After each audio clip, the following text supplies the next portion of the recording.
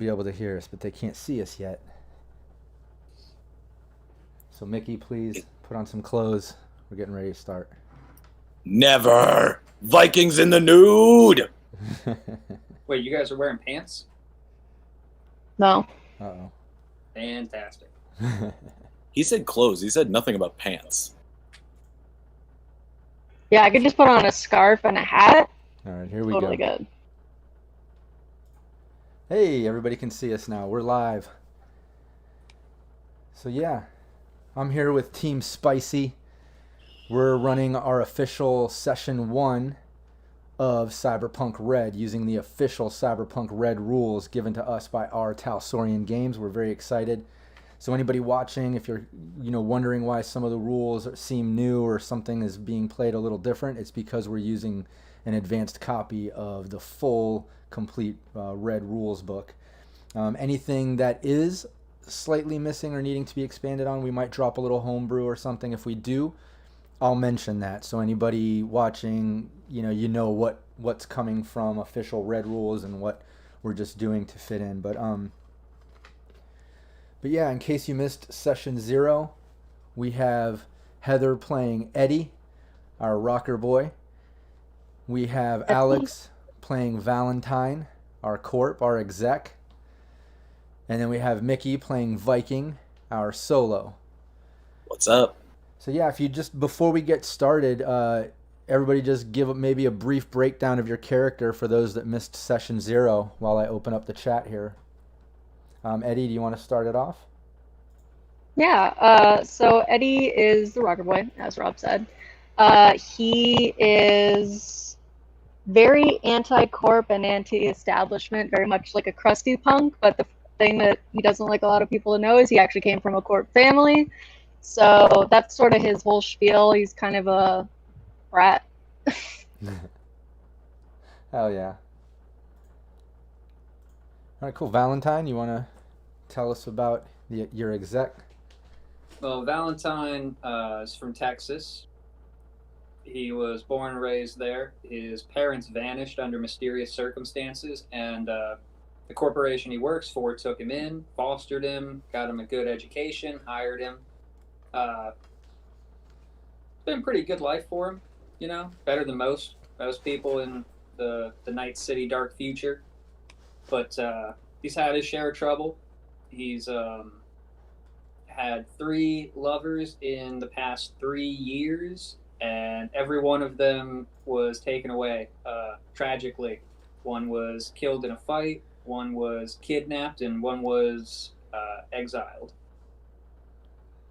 And Nice. the people who he competes with in the corporate melee, well, they gave him the terrible cynical moniker of Valentine for having all of these relationships that didn't quite work out for him.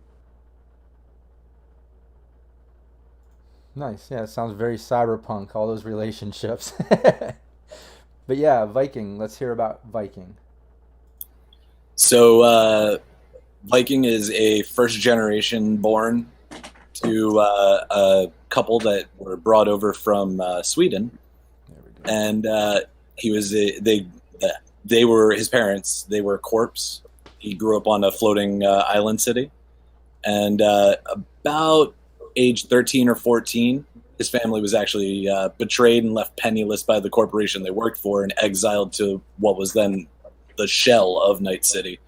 He grew up in the the combat zone, and now he has taken all of the special fighting training that he would have gotten as a rich boy at school for PE, and put it to use trying to be a bit of a hero for the people, to trying to take down the false regime that is the corporations.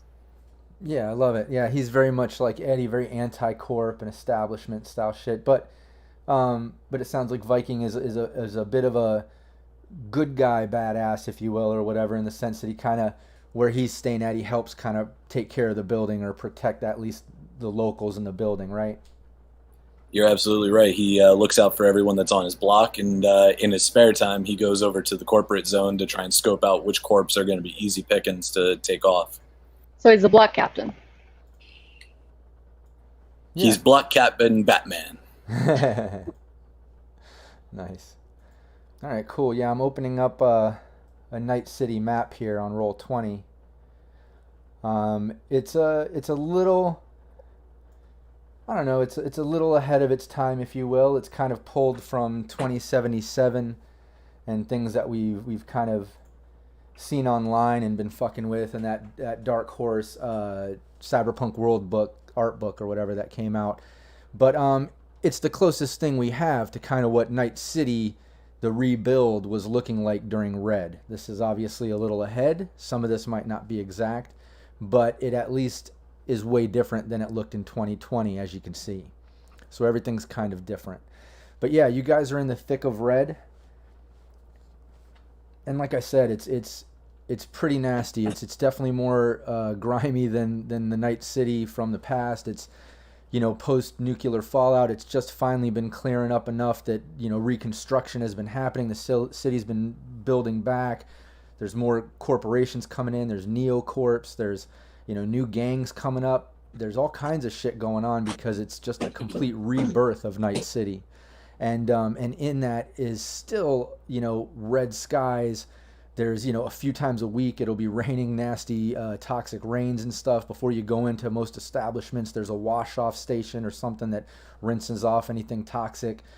So it's definitely grimy and kind of fucked up. But the city is still growing. It's you know, it's still, the corporate zone is still trying to maintain its upper class sort of ambiance, if you will. And you know, there's still neighborhoods coming up and establishing themselves and everything. It's not exactly complete chaos, but it's definitely rough and it's definitely grimy. But you guys have been there. You guys, you know, got back into the city once it was available, and you've established yourself. Eddie's already been doing shows around at some pretty decent clubs.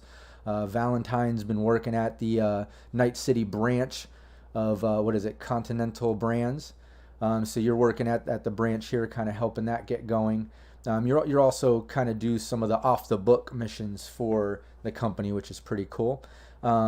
Viking, you're staying in a neighborhood over here, and we can kind of figure out exactly where in due time. But right now, we'll say that's not as important because we're gonna go into Valentine's office. He's at the corporate office. Let me zoom in here a little bit. Kind of in Corpo Plaza.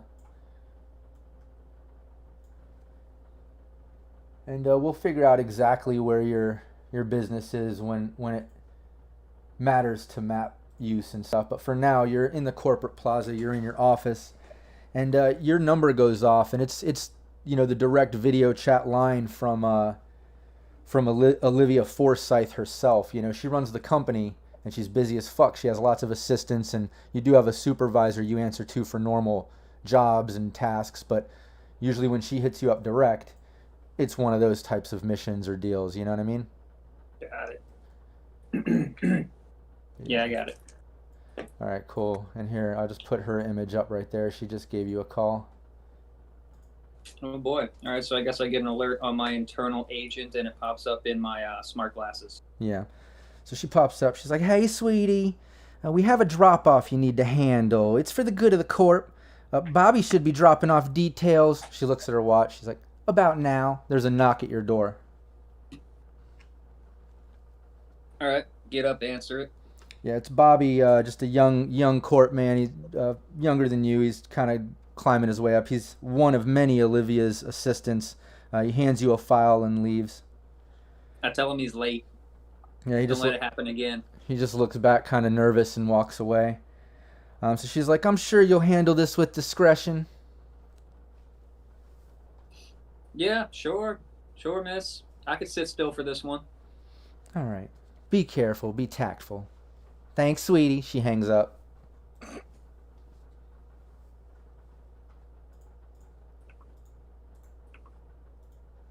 So what's in the file? Yeah, so you open the file. It's an address of a bar called the Cyberworks. This new bar is in the Santo Domingo district, which is pretty industrial. It's on the rooftop of a new mega building complex attached to a hospital. On the other side is a petrochem power plant. There's a fake key pass to the VIP section included in this file. and there's instructions that say pick up a remote activated case bomb from company locker 14. Go to the Cyberworks bar location, get to the roof. There should be an access point in the VIP area to get there. Leave the case bomb near the communication satellite on the roof. Then message green light to the company private line once you leave the property. This message will self-delete once you close it. All right, so get a time bomb. You got to get a case bomb. Case bomb. Yeah, from the company locker, which is pretty standard. There's company lockers down on one of the floors below you. But you got to go to locker 14, get a case bomb. Then you got to go to Cyberworks, that bar location. You have the address there. It's on the rooftop of you have let me see.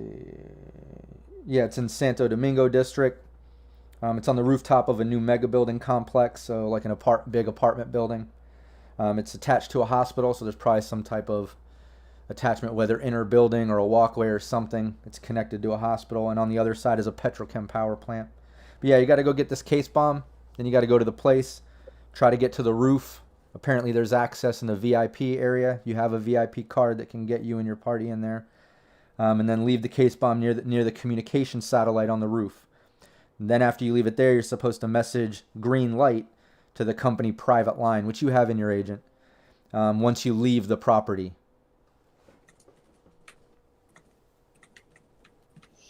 All right. Yeah, I got it. All right, Close cool. it up. Self-delete. Company policy. Nice. Isaac's on here on YouTube. He's saying, sounds like a suicide mission. Is there any other kind? Yeah. All right, cool. They say the audio is working fine. Map is dope. Cool. Oh, and we got Valerie watching too, who plays Raven. Hey, Val. Valerie's Raven on Team Nameless, or Team Animals, however you want to pronounce that. But yeah, so you can do that. You pick up the case bomb from the locker. It looks like a briefcase, pretty much, like just a corp briefcase. Little heavier than normal, but Does it match my vest and or hat? it's black. It'll work. Yeah, that'll work. So yeah, that's what's up. You have to do this. Like we established before, usually when you do missions that involve crazy shit like that, you hit up your anti-corp contacts and people that you've come across that are down to do some crazy shit with you. Eddie and Viking, you can always give them a call, see what's up with them currently and what's.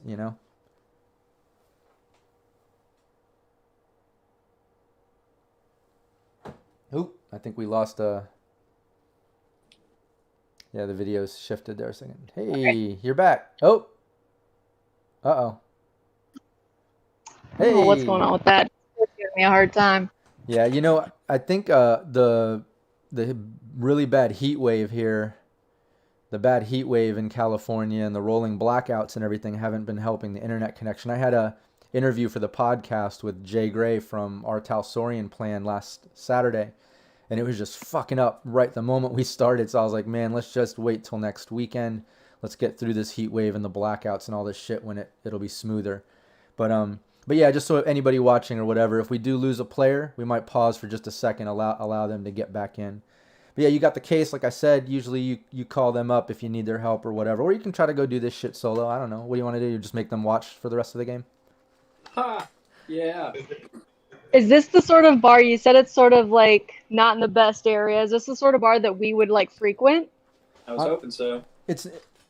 I'll wait till she's back.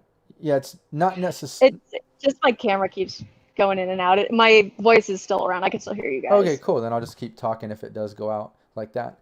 Yeah, Santo Domingo isn't really a bad part of town. It's still in the city. It's not combat zone considered.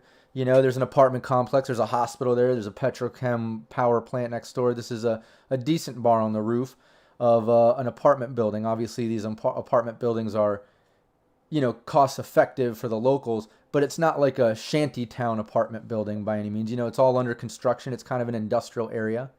But but it's not combat zone style. You know what I mean? Okay.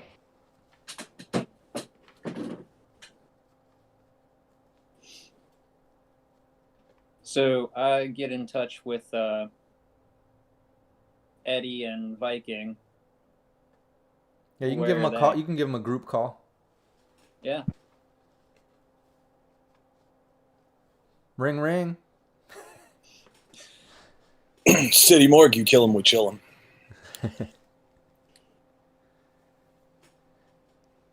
So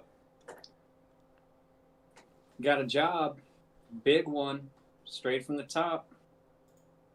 Seems like we're gonna do some serious damage to a rival corporation. That seemed like something you guys would be interested in.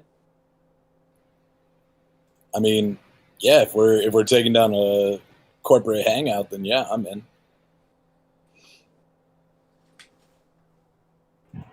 What about you, Eddie? There's gonna be beer. I do like beer. Yeah, I'm up for it.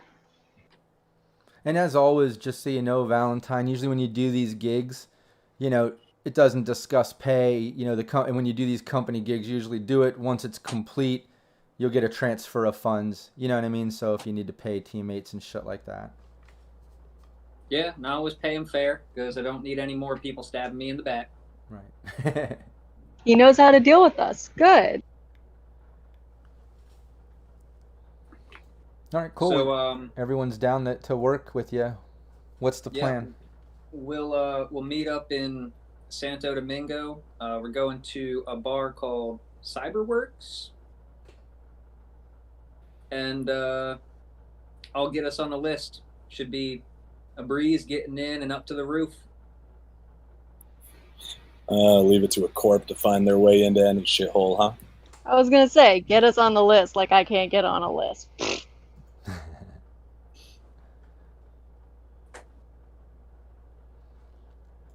All right, cool. Where are you guys gonna meet up? Do we want to meet up there? I mean, Do I don't we see why have not. it?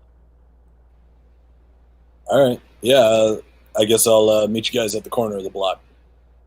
Yeah, the place is kind of right around here. It's over on the kind of northwest side of Santo Domingo.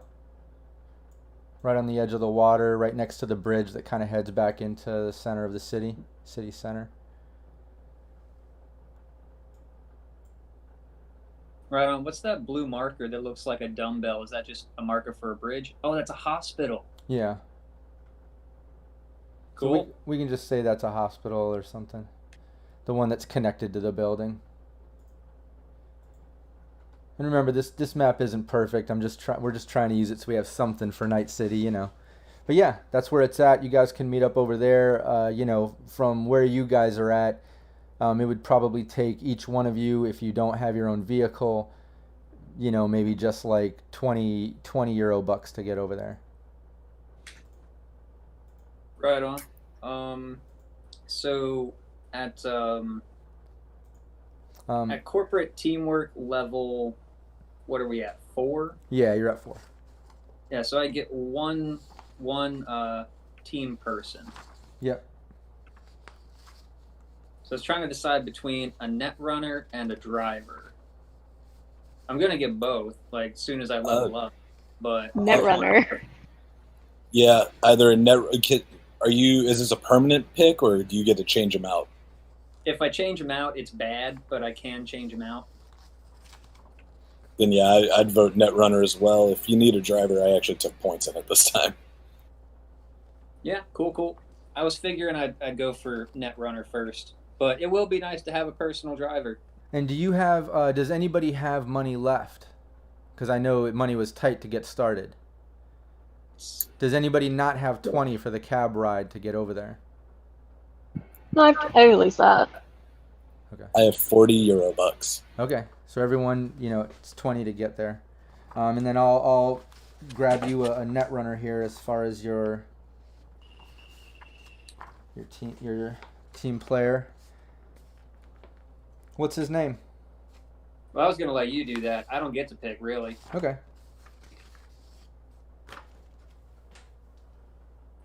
it'll help if you take care of most of the teammate stuff, because Yeah, it'll yeah. make it less like I'm playing more than one character. Well, no. I'm definitely running the Netrunner. I run your teammates when I run them. I just didn't know if you wanted to give them a name and a look or any of that fun stuff. Nah, I think it's more fun if you do that. Then, Okay, cool. I don't know them. I don't get to name them, pick their attitude or their qualifications, whatever. Okay, cool. Let's see. I'll roll to see. All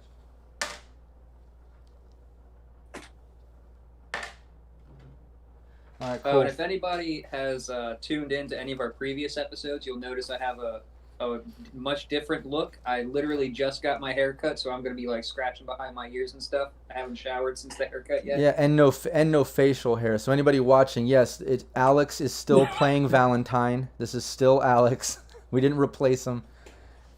He just replaced his face. He got some biosculpt shit done. Found my face. It was in the bathroom. Yeah, he got rid of that hair, installed some dimples. Look at you. All right.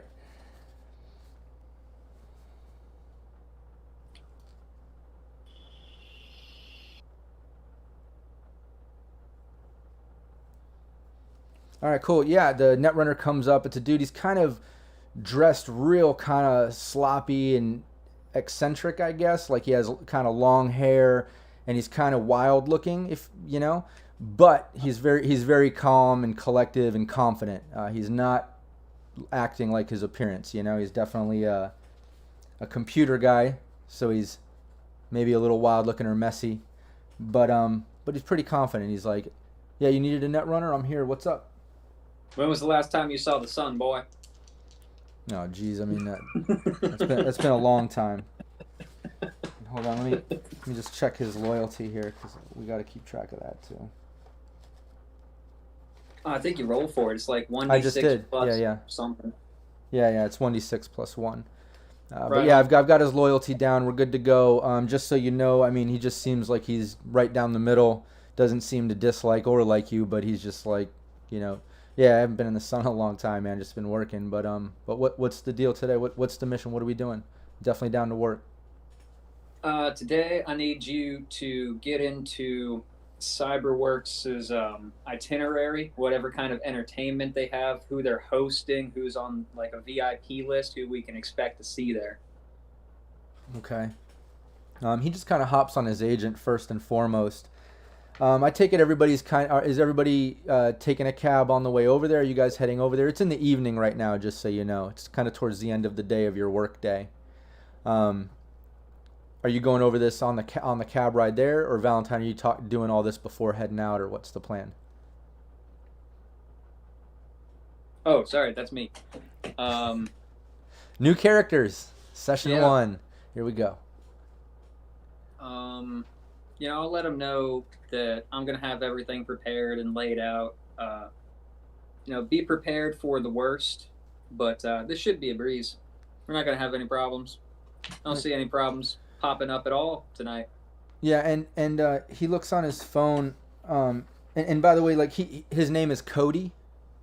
Cody. Yeah, but he spells it like coding, like Cody. I was gonna say, like with an IE, you know, but not like Cody, but it kind of has that double Texas vibe, if you will, but also a coding vibe for a Netrunner. But anyways, so yeah, while you were just going over that and telling the guys, that should be easy and you're gonna take cabs over there, he gets off his agent. He's like, yeah, I mean, this just looks like some normal fucking bar up there. It doesn't even look like they have entertainers that play. It's just a place on the roof that they make money off the local residents and shit. Probably it's some cyber bar, and it just says it's like middle class attire, 3 out of 5 stars, average pricing.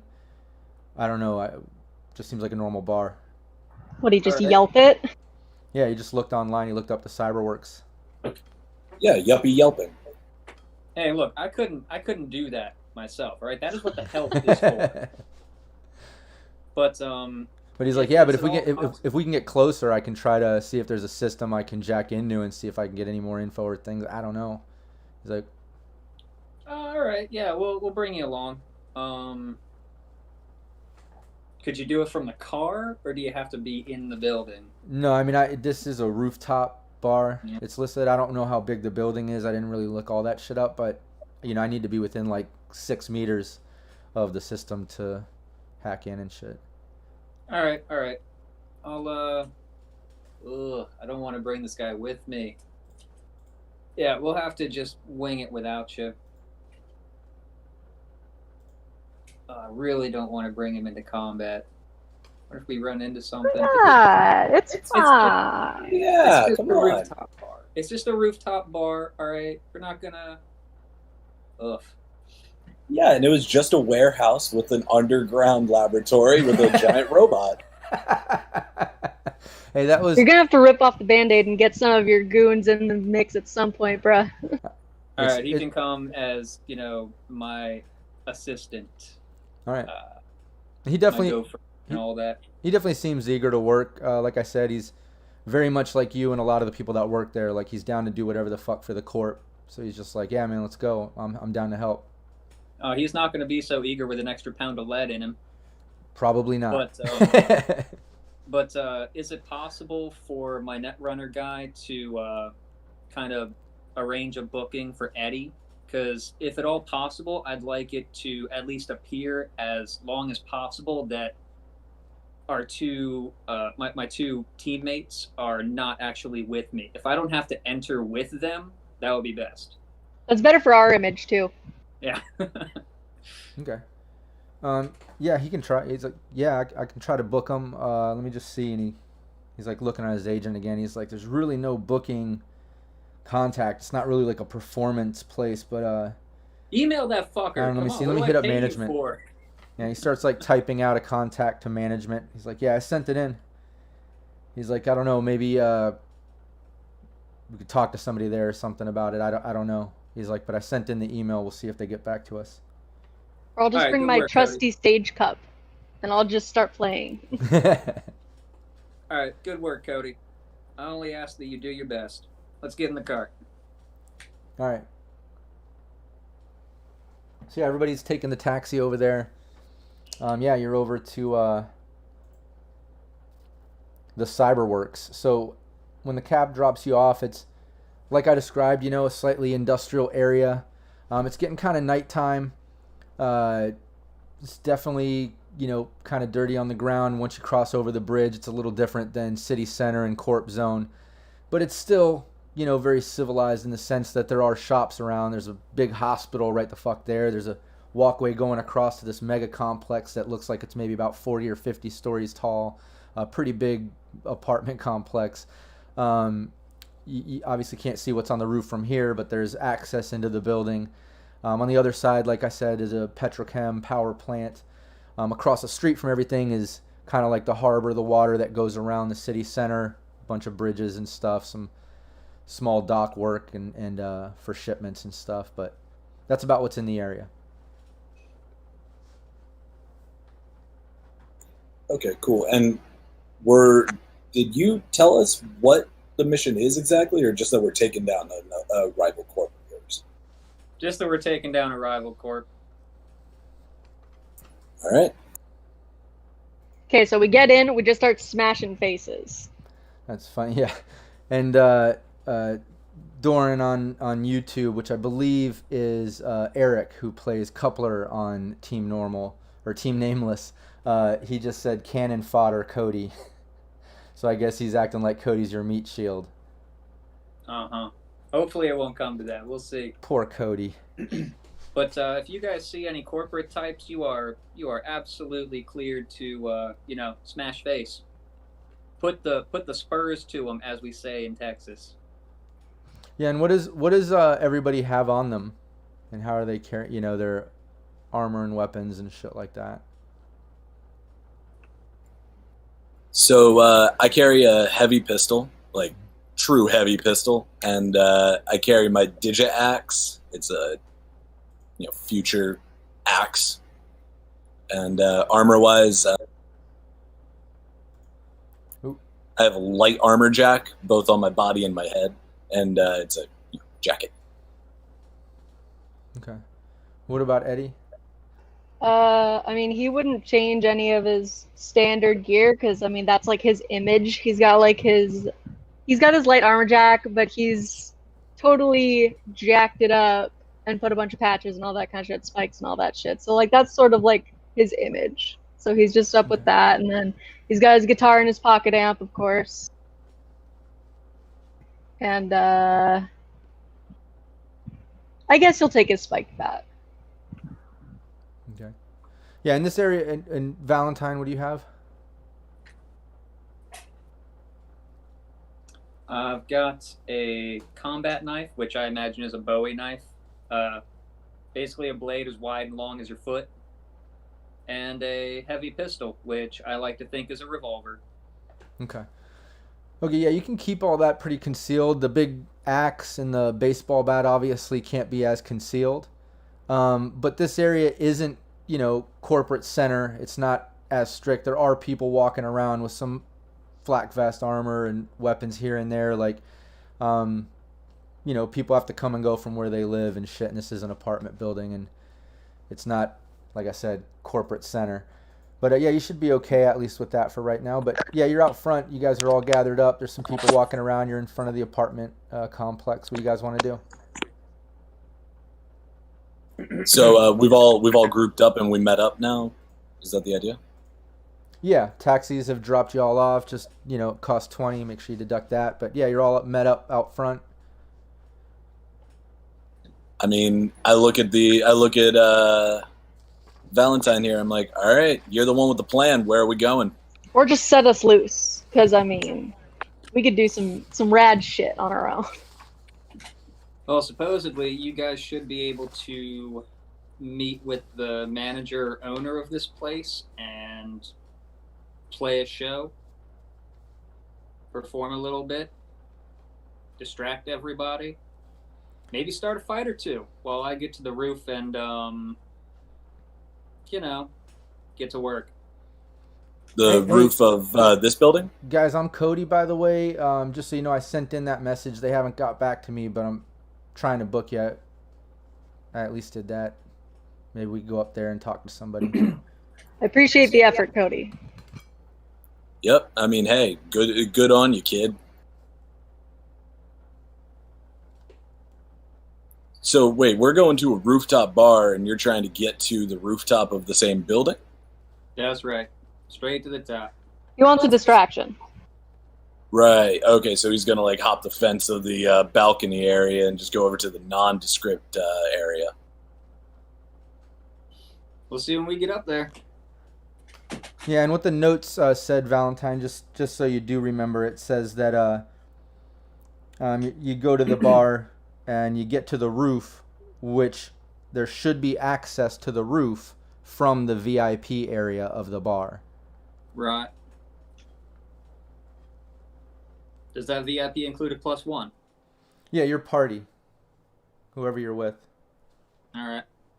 Yeah, you have a VIP key pass. I guess that's for Cody. I guess that's for Cody. All right, so the Viking and I want to just try and weasel our way in there. Weasel nothing. There ain't a bar that can keep me out from drinking. Fair enough. Well, yeah, you guys can go up through the elevator, up into from the apartment mega complex. You get up to the roof. You see signs that basically direct you up. You're pretty much passing residents and people hanging out and coming and going. No one's really paying anybody else any mind. And yeah, you get up to the roof, and it just empties out into kind of like an area that's fenced off that goes to this big fucking gray building that says the Cyberworks. It looks like it's about 1 story tall, big 1 story, but 1 story tall.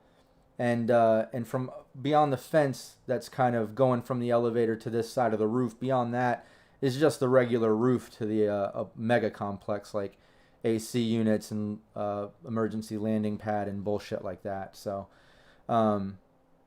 vents and just normal shit. But on this side, it's pretty much just open roof with a walkway going right up to the fucking door of this big gray Cyberworks bar. And you can see some type of big bouncer-looking dude out front. I had a quick question. Yeah. So the building we're in is essentially a giant complex that's just filled with residential. Yeah. Or so this isn't a corporate building. This is people's homes. Yeah, this is people's homes, but a lot of times these buildings, because of all the new construction and, to be able to fund it, a lot of these big neocorps and post-big corps are, buy out properties and buildings and kind of own the building. So it could be one of those scenarios too. Same with the bar on the roof. You never know. Okay. But yeah, normal people live here. I mean, it is an apartment complex. It's a mega complex. We're going to have to look around once we get up there, see how many kind of corp types we see. Yeah, so once we get out, before we head up to the building, I'm looking over at Valentine. I'm like, what exactly is it we're supposed to be doing here?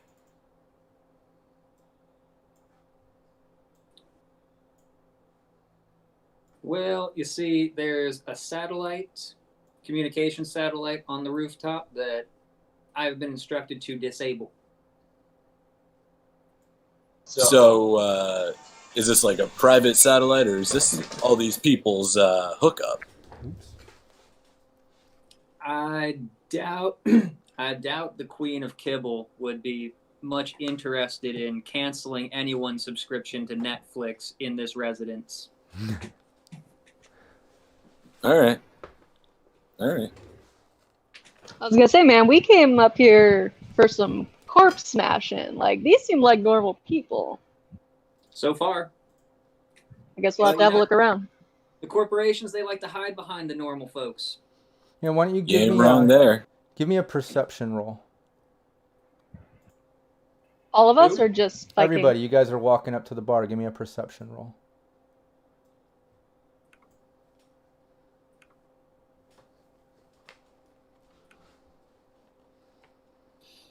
I really got to go through here and alphabetize these skills. Yeah, That was such a pain. You also need to.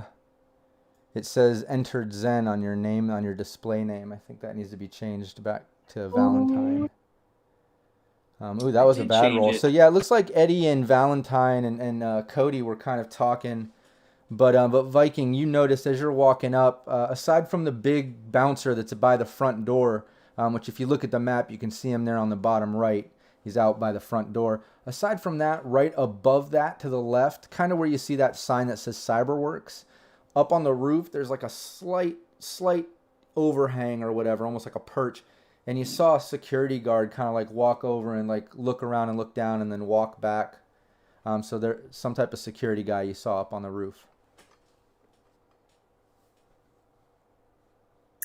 So I kind of elbow to the two of them and just kind of nod up to the roof to draw their attention up there so they can see the guy as well.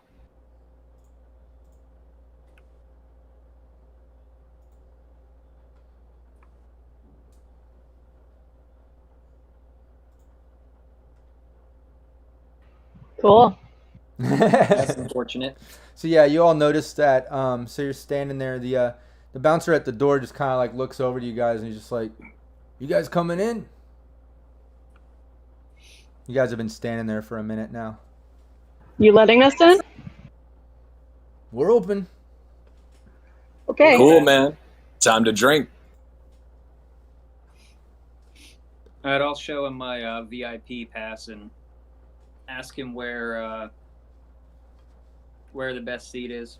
Yeah, he just checks you guys down and he's just like, "Yeah, the VIP's in the back. You'll see it." He's checking everything and he looks at you, Viking, and he looks at Eddie and he's like, "You don't need to be bringing shit like that in here." He's kind of pointing towards your axe and baseball bat. I mean, you got a weapons check? He's like, "Yeah, I can. Yeah, I'll put it aside. Come on." I guess we will go with him. Yeah, I hand him the axe and I look at him. I'm like, "All right, you got a tag for me?" He just kind of writes down on a piece of paper and he's just like, "Axe," and hands it to you. And he's like, "Bat," hands it to Eddie. Smart ass. And you can see him there. I made him nice and big on Roll20 so you can see the guy. He hands it to me and I just kind of clap him on the shoulder and laugh deeply at the idea of this. Like, he actually wrote out a fucking tag, and I just walk in. And he looks back and he's just like, nice beard, by the way. He turns back. Thanks, man. He's A man of taste, I can see. He's kind of similar. He's got a nice big beard himself, you know. Yeah, he does that. Kindred spirits. You guys can see on the map here, kind of the bar layout. There's a door back to the right that says VIP. There's some bathrooms off there to the left that you can see when you come in. There's a bartender there behind the bar. He's just kind of chilling. He looks over to you and just nods. Looks like there's a female just chilling there talking. A couple people back over here talking. A couple girls and a guy. Looks like maybe some type of corp looking guys over here. Just chatting. And just making their images big so everybody can see. But that's what it is. It's actually kind of fucking dead for an evening. Normally in Night City, almost any bar you go to is going to be more crowded than this. You know how it is. It's just a very packed fucking city. Not sure if this is new or just the location, but you would at least expect like a lot more locals and stuff or whatever. That's just common fucking knowledge. I'm not going to make you roll for that. It just seems kind of dead. But yeah, the guy lets you in, checks those weapons. You guys see all that? You're standing in there. Some music's playing. I go ahead and walk over to the bar and look at the bartender. I'm like, what do you got that, a guy like me can afford? He just pulls out a tap thing with some just normal tap alcohol. Looks like just some type of generic beer. He just starts pouring out cups. He's like, man, we got this on sale today. Cool. I'll take one. I'm probably going to walk over to the bar and try and slide up next to the lady and start a conversation. Yeah, no problem. Let's get your icons over here. Let's see. Oops. So Eddie can be there. Viking, Valentine. And you guys should be able to control your tokens there. So yeah, you slide up there. What's up? Bartender looks at Eddie and Viking or Valentine after he gives Viking the beer. He's like, y'all need anything? I'm just gonna make my way straight to the VIP. Okay. Trying to somewhat distance myself from these two. So I'm probably going to ask her, like, what kind of music she likes, because the kind of shit that they're playing right now, like, ain't it. That's clearly why it's fucking dead in here. Yeah. All right, cool. Yeah, you ask her. Give me some type of conversation.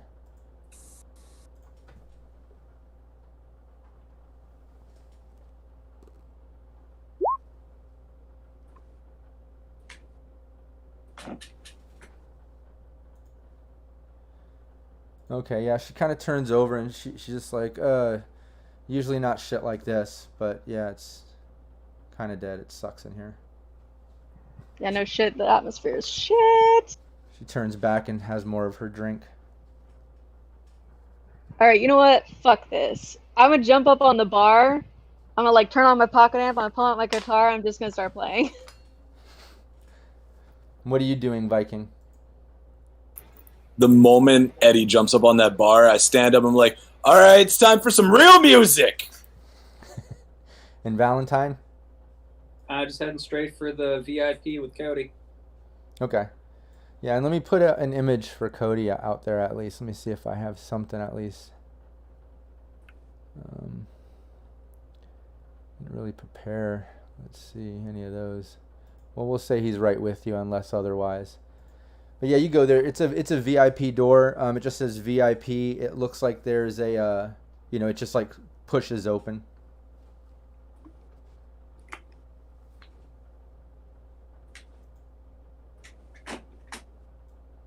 You want to go in there? Yeah, I'm headed in, dude. All right, yeah, you can push it in. Let's see. Hopefully the reveal will work. It wasn't working last time we played, but. All right, can you see back there now? Oh yeah. Okay, cool. It worked. So yeah, you go through the VIP door and you can see there's like a little booth. There's a girl kind of posted up there, and little velvet rope sort of thing right here that you can see going across. And she just kind of like smiles at you and she's just like, card? Yeah, show her my card. Yeah, she takes the VIP card and scans it. It goes, eh. She kind of looks, she scans it again. It goes, beep. She's like, oh, okay, cool. She hands it back and moves the rope so you guys can walk in. Don't spook me like that.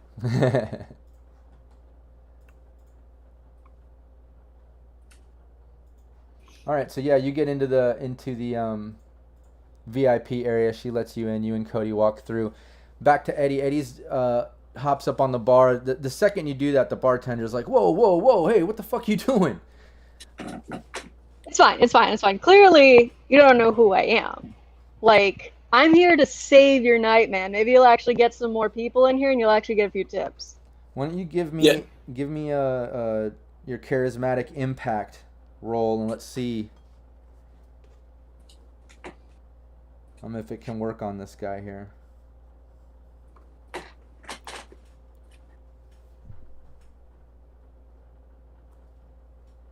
I made an oopsie, and I didn't realize that I had to input that skill, so I don't have it for this session. That's no problem. Just roll 1d10 and we'll add 4 because your charismatic impact is 4. Everybody has that, right? Well, I got a 6, so that'd be 10. Nice. I was just pretty much looking for an 8 or higher here, but yeah, the bartender, when you say that, he's just like, whoa. He's like, wait a minute. He kind of like looks. He's like, are you fucking Eddie Brass? You know it. That's me. Here to save your night, bro. Inwardly, he's just like, yes, Nice. It worked.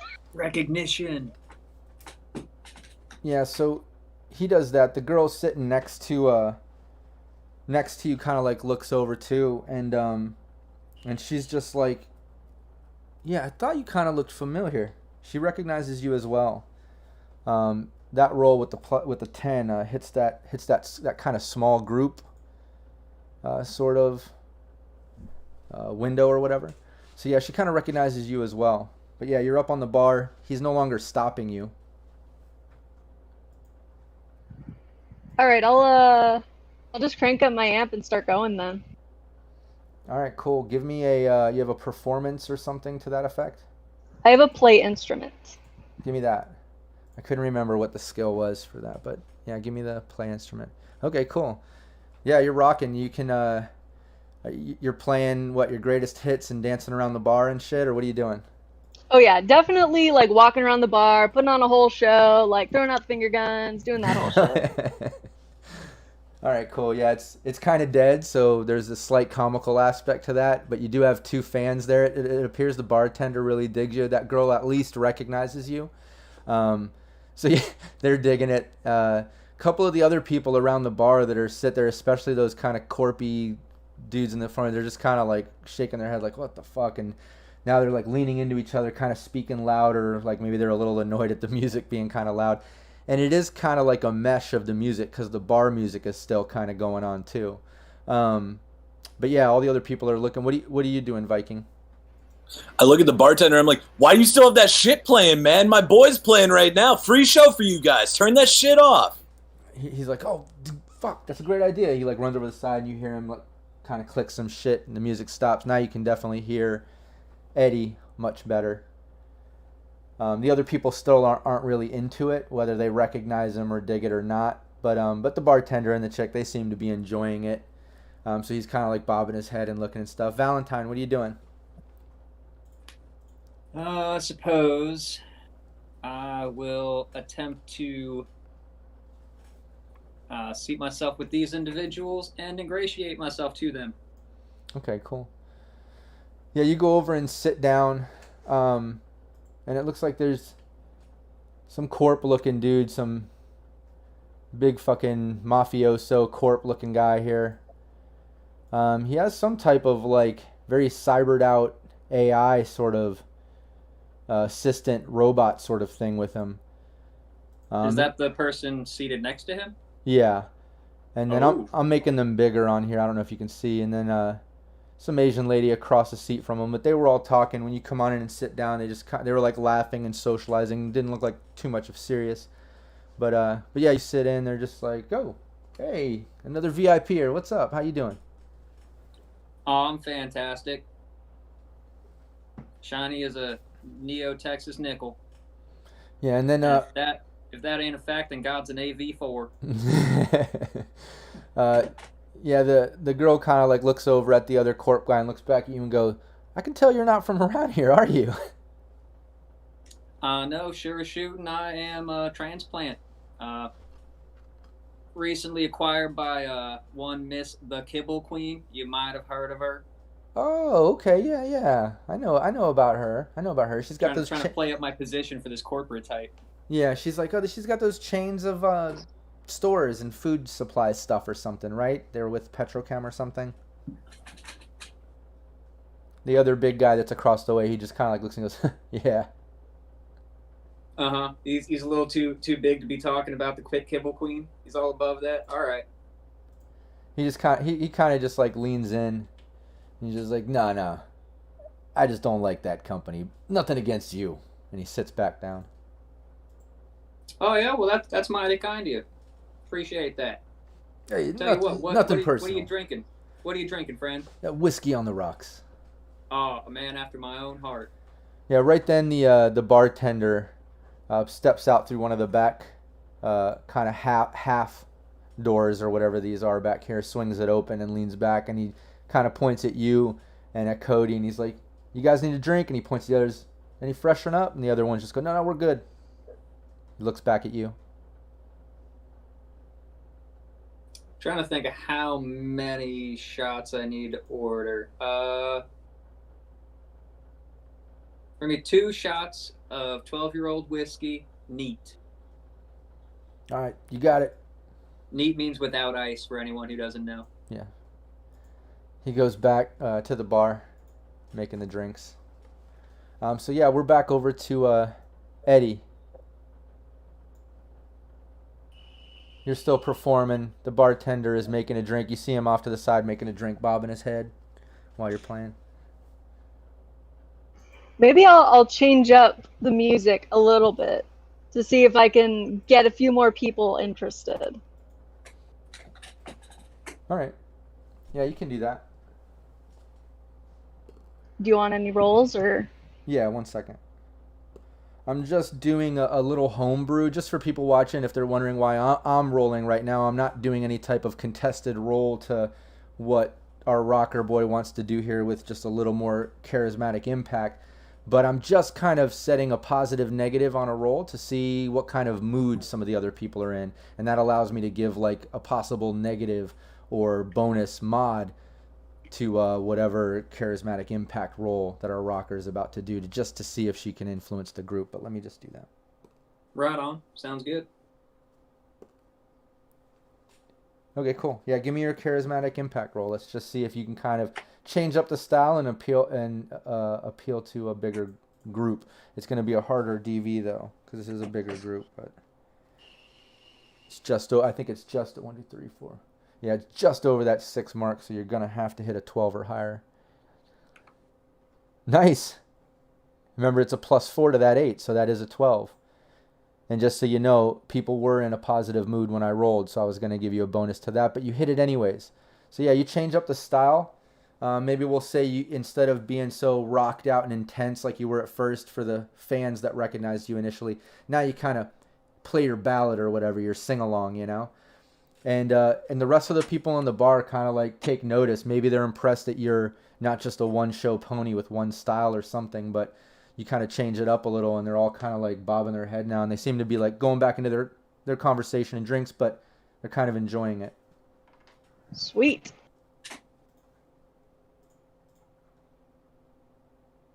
I'm just checking the chat real quick. Yeah, I'm popping over there every now and then. So the roll is a troll check. Exactly. I was going to see if, people are in a positive, negative mood, how they were going to react.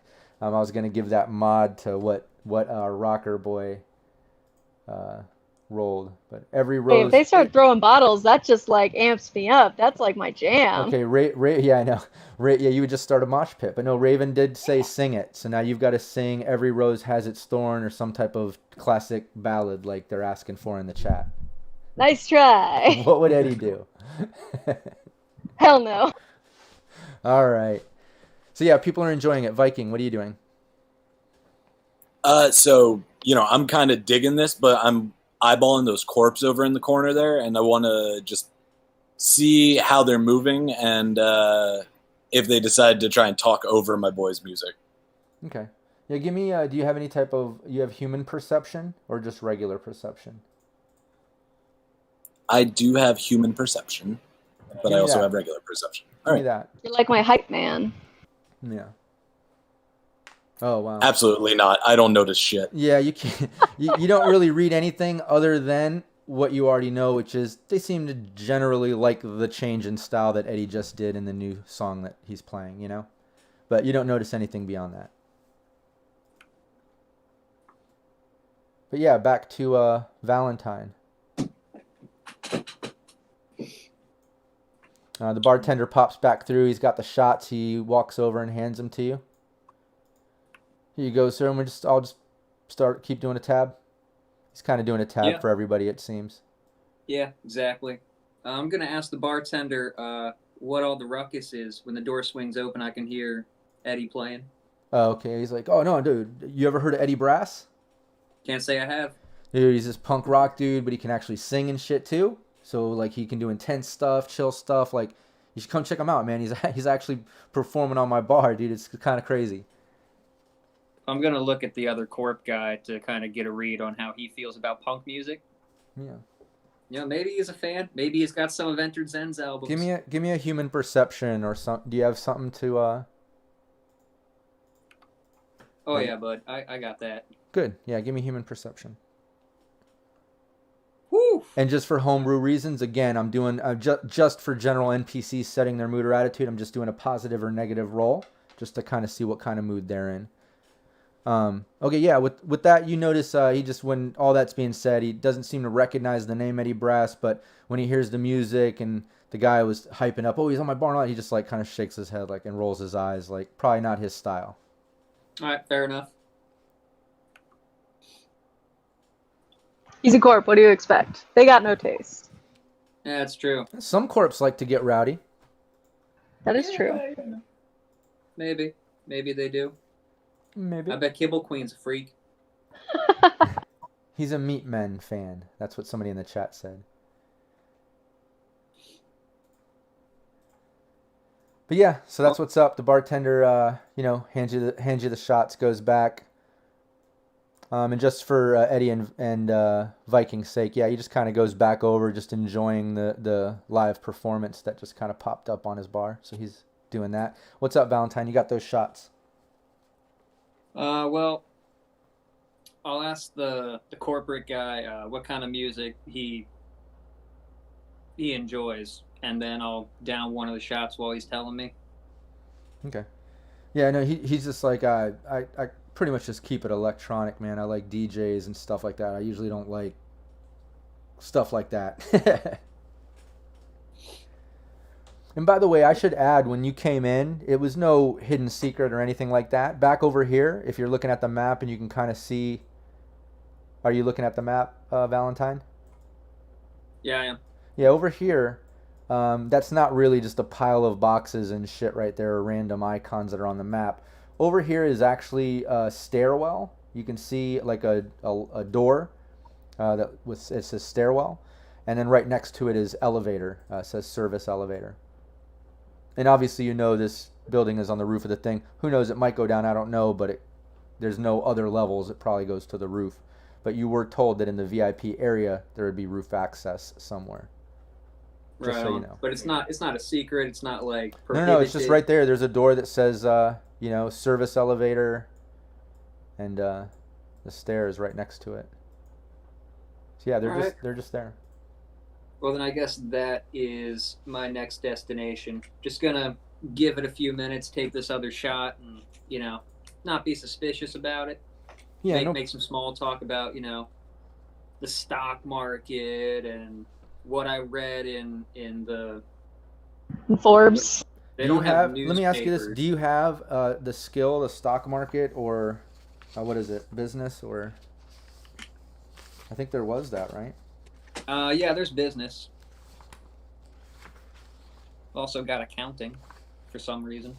Yeah, I would love for you to give me either business or accounting, and then if you have conversation or something to that. I just want to take both of those, and I'm going to kind of take like a median, like a sort of middle of the road between those and just see, all right, cool.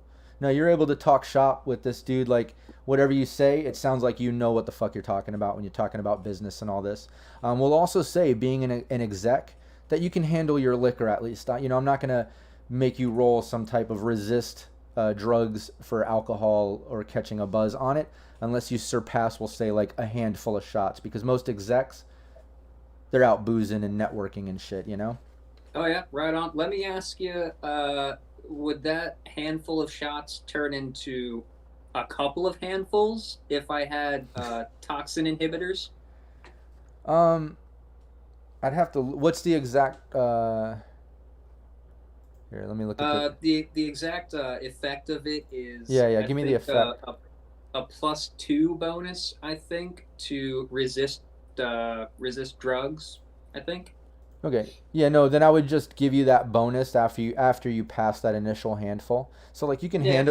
handle a handful of drinks and socialize without worrying about having to roll against it. Once you pass that, you're gonna have to roll to see if you resist the buzz, but you'll get that bonus.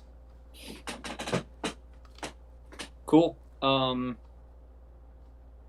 yeah, so you're there. You notice all that. You're talking shop. They're believing it. What are you doing, Eddie? The bartender came back. Everyone's kind of just chilling out, enjoying the music. You're just going to keep performing? You know what? Since my compatriot isn't really, helping make a show, I'm going to try and, see if I can convince the girl to get up on the bar with me and, like, dance with me. Yeah, I wasn't going to ask her to dance or nothing. Well, I'm the ladies' man. I gotta get in between. I can't let you be taken. Yeah, and you've already made the charismatic impact role that kind of hits this group and gets them into it, and you're able to ask like these, basic favor sort of things. Like they're into it. In fact, with that role, even though the bartender seems more of a fan than her, she's still a fan and recognizes you. Maybe she's trying to play it cool, but she does fall into that category where like you can make her buy you a drink, give you a lift somewhere. You can even convince them to go to bed with you and shit. Like, I'll just ask her to dance with me for now. No, just so you know, yeah. So she gets up there. She's just like, okay. She kind of like takes her hand, gets up there. She's dancing. Some of the other people kind of take notice and look over. The bartender kind of like looks and he looks at you and he's like, me too? He can come up too. I mean, he has a job to do, but I mean, if he wants to jump up and down off of his own bar, sure, why not? Yeah, he gets up on the bar and he's dancing and he's kind of like taking selfies with his agent while he's doing it with you in the background. And then you see him like videoing. He's like, yo, Eddie Brass in my bar. And he's kind of like videoing. I'll like lean into it. Hell yeah. What are you doing, Viking? Well, now I need a new game plan. I don't. There's not a lot of people here, and the ones I'm interested in are like down in the corner there. I mean, are they talking at all? No, the people in the bar, I mean, they're all talking to each other and having their drinks, just normal socializing like when you walked in, but now they don't seem annoyed by the music since Eddie changed it up since the previous song. They're all kind of just talking to each other and enjoying their time. Okay, I guess I keep jamming. All right, cool. You're enjoying it, and everyone's chilling.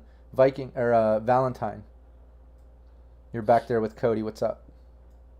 I had an idea, but I think I'm just gonna move this along. Gonna down the next shot and then excuse myself. Gonna catch some fresh air and pollute it. Go out for a smoke. Yeah, they just nod at you. And head up those stairs. All right, yeah, you go over there and hold on. Let me see. Yeah, the girl at the VIP desk thing right there, she doesn't even notice you behind between the music and whatever. She's just kind of chilling, looking forward, maybe fucking around on her agent. It's locked. The stair doors are locked when you try to open them. Jody, you wouldn't happen to have anything upon your person that could allow us access through this door? He's like, I'm not really a techie. He's like, and he looks around. I could try to hack a system and unlock something, maybe. Well, get to it, buddy. He's like, all right, just make sure she doesn't turn around and notice what the fuck I'm doing.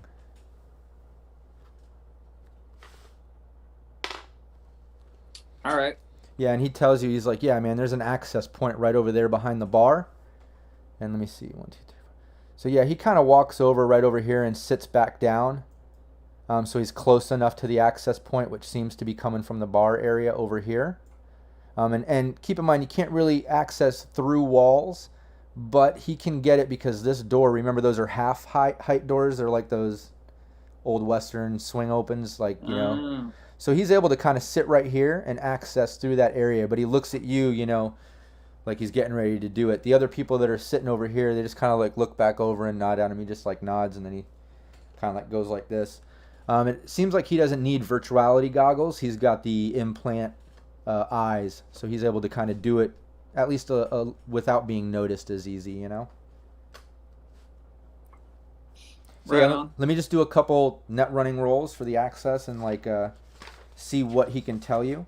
And for the sake of the team, you know, just like we've done in the previous team, you guys work together, and you know, Valentine through the Corp can easily get the little intercom pieces that you guys slip in your ears, so you guys can always communicate with each other very quietly so nobody else hears, obviously. But that's how I'm going to be able to communicate to you from Cody, just so you know.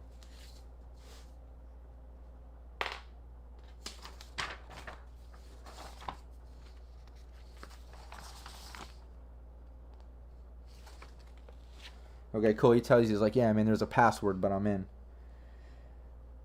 Nice. Good work, Cody. And he's like, fuck, dude. This level's got an asp, man. It's fucking like a golden Egyptian cobra spitting beams of neon green light at me, dude. I gotta fucking destroy this thing. He's like, hold on, let me fight this fucking thing. So look, I'm gonna make these rolls kind of in the background while we go over what everybody else is doing. That way it doesn't waste a lot of time. I'll let you know if something exciting happens or doesn't. But Eddie, what are you doing? I'm probably just doing more of the same. Just trying to, like, I'm trying to get more people interested so I have more distraction. But, like, for the most part, I'm just doing the same, trying to keep people's attention. Okay, cool. And Viking? I'll start trying to rouse the crowd into actually getting up and, you know, paying more attention to this. Okay. Yeah, you get up. What do you want to do? Like, move your guy, tell me what he's doing, and to who or what? Okay. First things first, I'm going to go to the easy mark, which is the group of people over here. Yeah, and while you're doing that, you hear on the intercom from Cody, he's like, this fucking thing, he's like, all right, man, I killed it, man. Next move, I should be able to move on and see what the fuck's on these other levels. Wait, the intercom in our earpieces or over the loudspeaker in the bar? No. In your earpieces, sorry. Oh, okay. I shouldn't have said intercom. In your, whatever you want to call them. Your little private... Guys, it comes over the intercom system. I've accessed the intercom system of the bar. Everything's cool. Yeah. I didn't know. Maybe he fumbled a roll and he accidentally opened the channel or something. I don't know. Yeah, so I go over to these guys and I'm just like, hey, guys, come on. Get over here. This is a free fucking show. Are you just going to sit around when, like, the up and start of the century is hitting the bar free? Yeah, you go over there and... they just kind of like look at you and they're like, yeah, we're just chilling with friends. I mean, we love this shit. Don't get me wrong, but we're kind of just in the middle of our own like kind of little personal thing right here. All right, fine. But when he starts that next big one, you know you're going to want to be in this pit. Like, he looks around as if there's a pit there, but there really isn't. They all kind of like look and then look at each other like, all right, yeah, you go get it started, dude. And then they just kind of like go back to talking. Cool. Yeah, so Valentine, we're back over here, and now Cody tells you, he's like, man, so I'm on this other level. Looks like there's a control node here. Let me see if I can get control of this shit. Dice are slightly hard to read. I've got the new, the Cyberpunk dice from Q Workshop, the Essential Kit, where it's like 4 6-sided and 2 10. But in low light, like I love setting this blue light mood, switching to red sometimes or whatever, but it's a little bit hard to read these in low light. Yeah, I saw those dice. They're pretty cool. Yeah, I dig them. Yeah, they're pretty badass. I probably want to guess that it might even make me switch back to plastic. Sorry, 1 second. I should have. Mr. Fancy Man's got all these metal dice. He thinks he's so cool. I was going to ask if they were metal or stone. I used stone for a little while, but then they became display pieces, and I started using the metal ones once I realized how much I like the weight. He's like, shit, man, I don't have access yet, man. Give me another chance. I'm gonna drop some luck into this shit, man, and work some magic. All right, He's using his other net action. Hold on 1 second. Rerolled it. Okay, cool. Yeah, he's like, all right, man, I got access. It looks like there's like some fucking cameras, lights, digital locks. I do see an elevator. Yeah. There's locks. I have locks to doors, all the doors in the building, cameras around the fucking bar. Some lights to the whole place. I'm not sure what all these different cameras are. I'd have to get into them. Next level has some type of file. I'm gonna go down and check that out next, unless you want me to control some shit. He's asking you, Valentine, if you want him to control any of those things or do anything. I'm considering if we need a file or not. I figure while he's in there, he may as well while I'm chatting up this VIP girl. Okay. I believe he only has...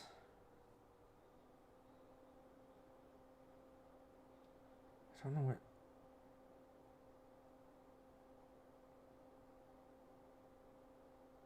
Yeah, I think he has to wait till the next round. He only has those 2 actions, right? Yeah, fair enough. On that one, I need to double check this on that one. I'm not seeing. Oh, +2 interface net rolling ability, but it has to do with. Does it have to do with the cyber deck or the interface? I'll double check that. But what do you want to do? I'm gonna say for now it's gonna take him till the next round. Yeah, fair enough. I'm just gonna chat up the VIP girl. Flirt with her a little bit. Try to keep her attention. Tell her she's as pretty as a swan in a pond full of ducks.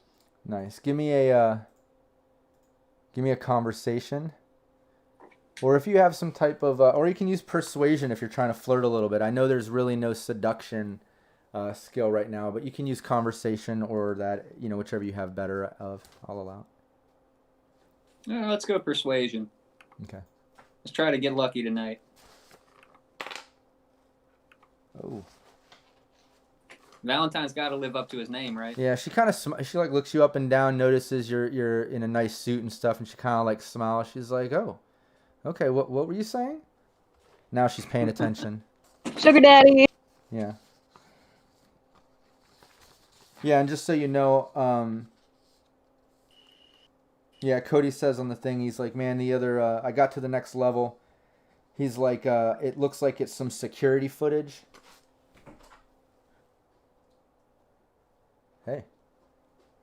Hey, it's Val who plays Raven. Coming with some water. Thanks. Gotta stay hydrated. Yeah. It's always nice when Raven the solo comes and brings me some water. But yeah, he goes down. He says that there's a file there, some security footage. It looks like it's just kind of the file that they're storing security footage in that runs from the club. You know what I mean? So that's what's there. But he can go back and use that control node. He was able to, get access to that too. So it's whatever you want him to do. Cool. Access to the security footage and any doors, and I think we're good to go. Okay. Yeah, he accesses the cameras. He's like, yeah, man, I'm seeing the bar.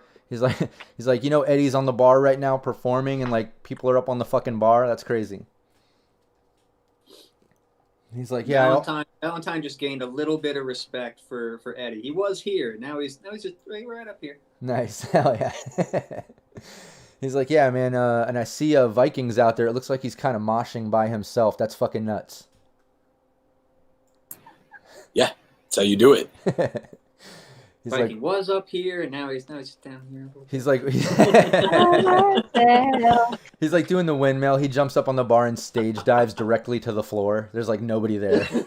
He's just going And he crazy. gets up without a care and just tries to do it again. Yeah. But yeah, no, and Cody's like, yeah, man, and I'm seeing these. You know, it looks like there's a security camera on the roof too, man. I'm seeing like a landing pad and a satellite. Looks like some scientist and some guard dude walking around. So yeah, he says that, and then he's like, yeah, man, I unlocked the stairs. There's also a keypad lock I unlocked to the elevator too. Do the stairs go up? I don't know. There's no camera in there. He's like, but I unlocked both. You got access to the elevator or the stairs right now.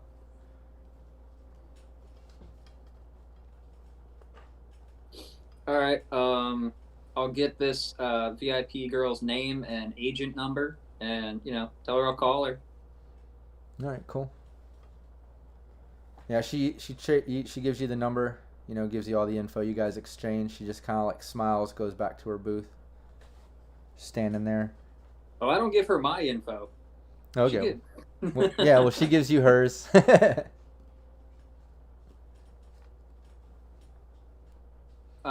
Eddie, and I take it Eddie and Viking, you guys are still playing and just kind of chilling.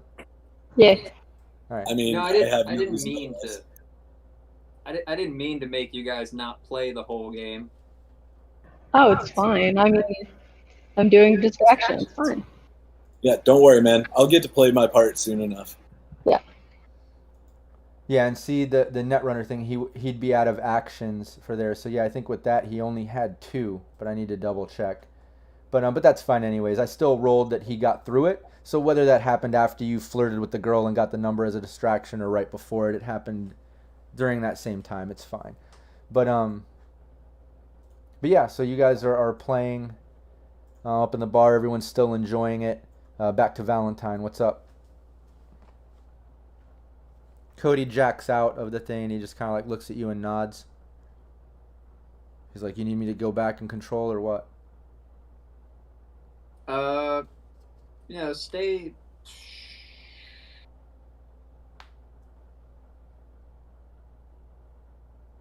Record a loop of whatever is going on right now, and maybe get 2 separate loops and loop them together, and use that to cover up anything we might have to replace later on. Okay. He's like, this will take me a little bit of time. Hold on. He jacks back in and starts working on that shit. Now I'm just gonna head to the stairs.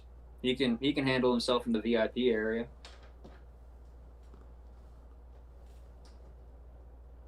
All right. Yeah, you go to the stairs. Do you have some type of stealth or something to that effect? Probably just the basic stealth we all had to take. Okay. Yeah, give me that. Ugh. Wow. Oh, nice. Yeah, the girl doesn't even notice. She's still kind of looking at her agent and just in that booth. So you're able to get back there and open the stair door. When you open it up, no one notices, not even the people that are chilling over in the room where Cody's at. The stairs look like they go up. Bitchin'. Aces, let's do it. I'm gonna run smack into a solo. This will be the shortest character I ever played. Okay, cool. Eddie, Viking, what are you guys doing? I am a mosh pit of 1, my friend, but I'm keeping an eye on the corpse and everything like that. Yeah, everybody's same shit, man. Everybody's just minding their business. Yeah, and in fact, at this time, the people that were all kind of posted up over in the back that you talked to earlier, they kind of finish their drinks, go over to the bar and kind of pay up. You see the bartender kind of get down off the bar and go over there and take care of their bill and stuff. He's back here kind of dealing with bills. They paid and they've left the bar. So now it's just those couple dudes in the back there. The chick's still up on the bar dancing with Eddie. But that's what just happened during all that. Anything special you guys want to do, or you're still performing and doing this? I think I'll probably, like, seeing that people are leaving, I'll probably just take a hint and sort of, like, wind down a little bit, maybe, like, get off the bar, offer a hand to the lady, and offer to buy her a drink or something. Yeah, and when they walked by the way, they put down 4 Eddies on the bar next to you where you were performing and smiled at you. So you just got $4. Sweet. Oh, we're calling them Eddies now? Love that. Yeah. I thought they were drinks. No. €4 bucks. But yeah, so they at least put 4 down. Yes. If with the music winding down, I'll start to wind down as well and just kind of take a seat and enjoy myself. All right, yeah. Put your tokens wherever you guys are chilling.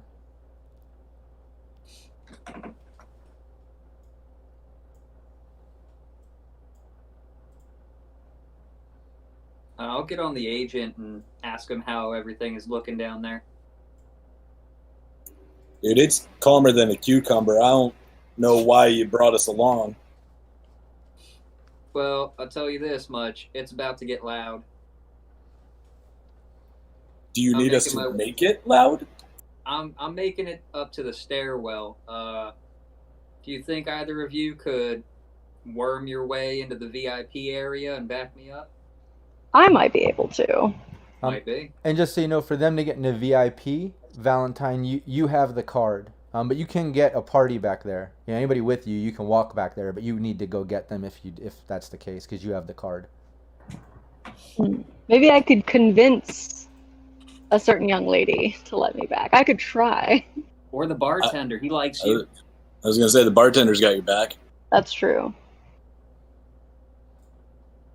Maybe I'll lean over to the bartender. I'll be like, hey, do you think you could put in a good word for me? Like, I've never been in the ritzy VIP area. He's just like, are you fucking kidding me, dude? Like, it's like backstage and shit. Like, yeah, go, man. That's the VIP door. Just tell the girl that the bartender said it's all good, man. Just go back there, dude. Sweet. He's like, you're welcome anytime. Nice. I zoom back there.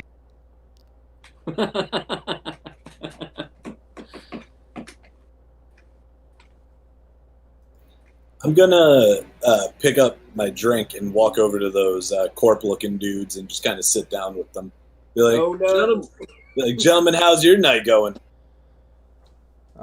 They just kind of look at you and nod. It's good, and they go back to their own conversation. But back to Valentine here. So what are you doing? You made it to the top of the stairs there. You talked on the comm. Eddie's making his way back. The girl's letting him back there, so he's on his way up. Are you just waiting for Eddie to get up there for now? I'm gonna ask Cody to put the current rooftop surveillance feed through to my smart glasses. Okay. Yeah, he does that. You can see it's a normal rooftop the size of the building, obviously. There's some type of landing pad or something off to one side. A bunch of random units and things on the roof. Who knows what they do, mechanical things. There is a big satellite. You know that's kind of your target or where you're supposed to be putting this case. You see a security guard walking around. Looks like off in the background there might be somebody else, maybe that scientist that the guy was talking. Give me some type of perception roll. This might be completely out of the ballpark, but I do have tactics, if that is at all applicable. Yeah, give me a perception first to see how much you notice, and then let's see.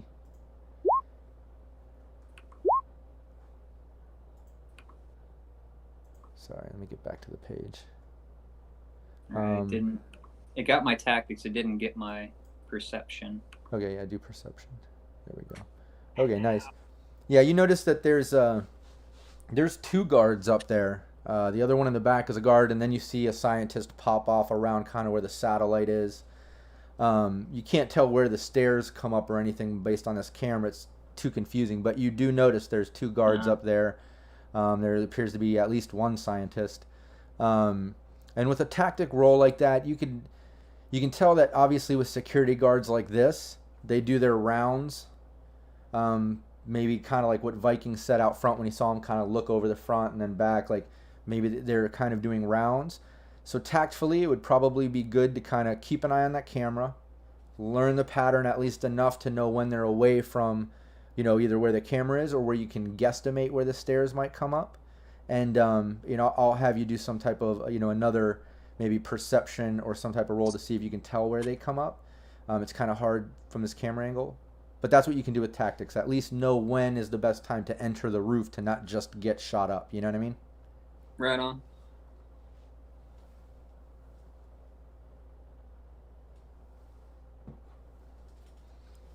But yeah, let's go back to Viking. So yeah, those guys just kind of like nodded at went back to their conversation. Now that I'm getting a little bit closer, I came over to really kind of try and get an eye on them. Are they just, guys with a little extra ebbies trying to look good, or are they actual corpse? Oh no, they definitely look like actual corpse. One of them even looks. Well, give me some type of human perception. See if you can kind of at least read the body language enough to get more of a vibe. Yeah, you can tell that they're real corpse. You can at least tell that their suits aren't pretending to be fancy. You know what I mean? Okay, not bad. Money. Cool. I'll hold off for now until I'm given the go-ahead to know if I need to make things loud, but at least I know I'm not going after some civvies that got a little extra pocket change. Okay. All right, yeah, back over to the stairwell. So yeah, Cody plugged you into the camera feed. He's still down there jacked in. He's like, yo, let me know what you want me to do. You're up in the stairwell. Eddie has made his way up there. So we'll just say you guys are over here for the sake of the conversation, but we'll say that that's obviously up in the stairwell, up towards the door that you can open to access the roof, which Cody has unlocked. He's unlocked all the doors and elevators, like he said. But yeah, Cody's like, what do you want me to do? What's the plan? Just sit tight. You are the plan, my man. You're going to get us out of this safe. You are integral to the success of this mission. Okay, you got it. Maybe try contact with Viking and hang out and see if you can do any crowd control. I don't know. Well, I just finished putting the loop in. So like right now the cameras are looping just kind of like the bar and what was going on just a moment ago when you were asking him to do that. So it just kind of looks like normal. So he's like, I got that at least on like a good, 5-minute loop or whatever. So what's up? You want me to jack out? Anything else? Or just jack out and go chill with Viking? Or what do you want me to do? Because remember, he has to stay within 6 meters of that system to stay jacked in. Otherwise, he's going to jack out and go out front where Viking is. But what's up? I mean, you can jack out and just hang out in the VIP area, take it easy. But in about 5 minutes, things are probably going to get pretty loud. So just chillax. Okay. Well, that wasn't very Texas of me. Yeah. Yeah, so yeah, he's just chilling right there on that bench where he was jacked in before. He just kind of like turns and makes light conversation with the people there and nods and is just kind of acting like he's chilling. But that's what's up. What's your guys' plan? That's what you tell him to do. That's what he's doing. Valentine and Eddie, you guys are at that door. And he did, through that tactics, like I said, he kind of plugged that feed in. And you did kind of see that those guards are kind of, doing their rounds. It's not perfect, but they're kind of walking around the edge of the roof and just kind of walking around. And that scientist seems to be over there by the satellite. You can give me another perception roll. And I'm going to use that to see if, after the tactics and the general thing, if you can see enough to figure out where the stairs pop up. Yeah, it's kind of difficult to see with a roll like that, but you can, that at least it's on this side of the building, judging by where you are downstairs and how it went up. You know what I mean?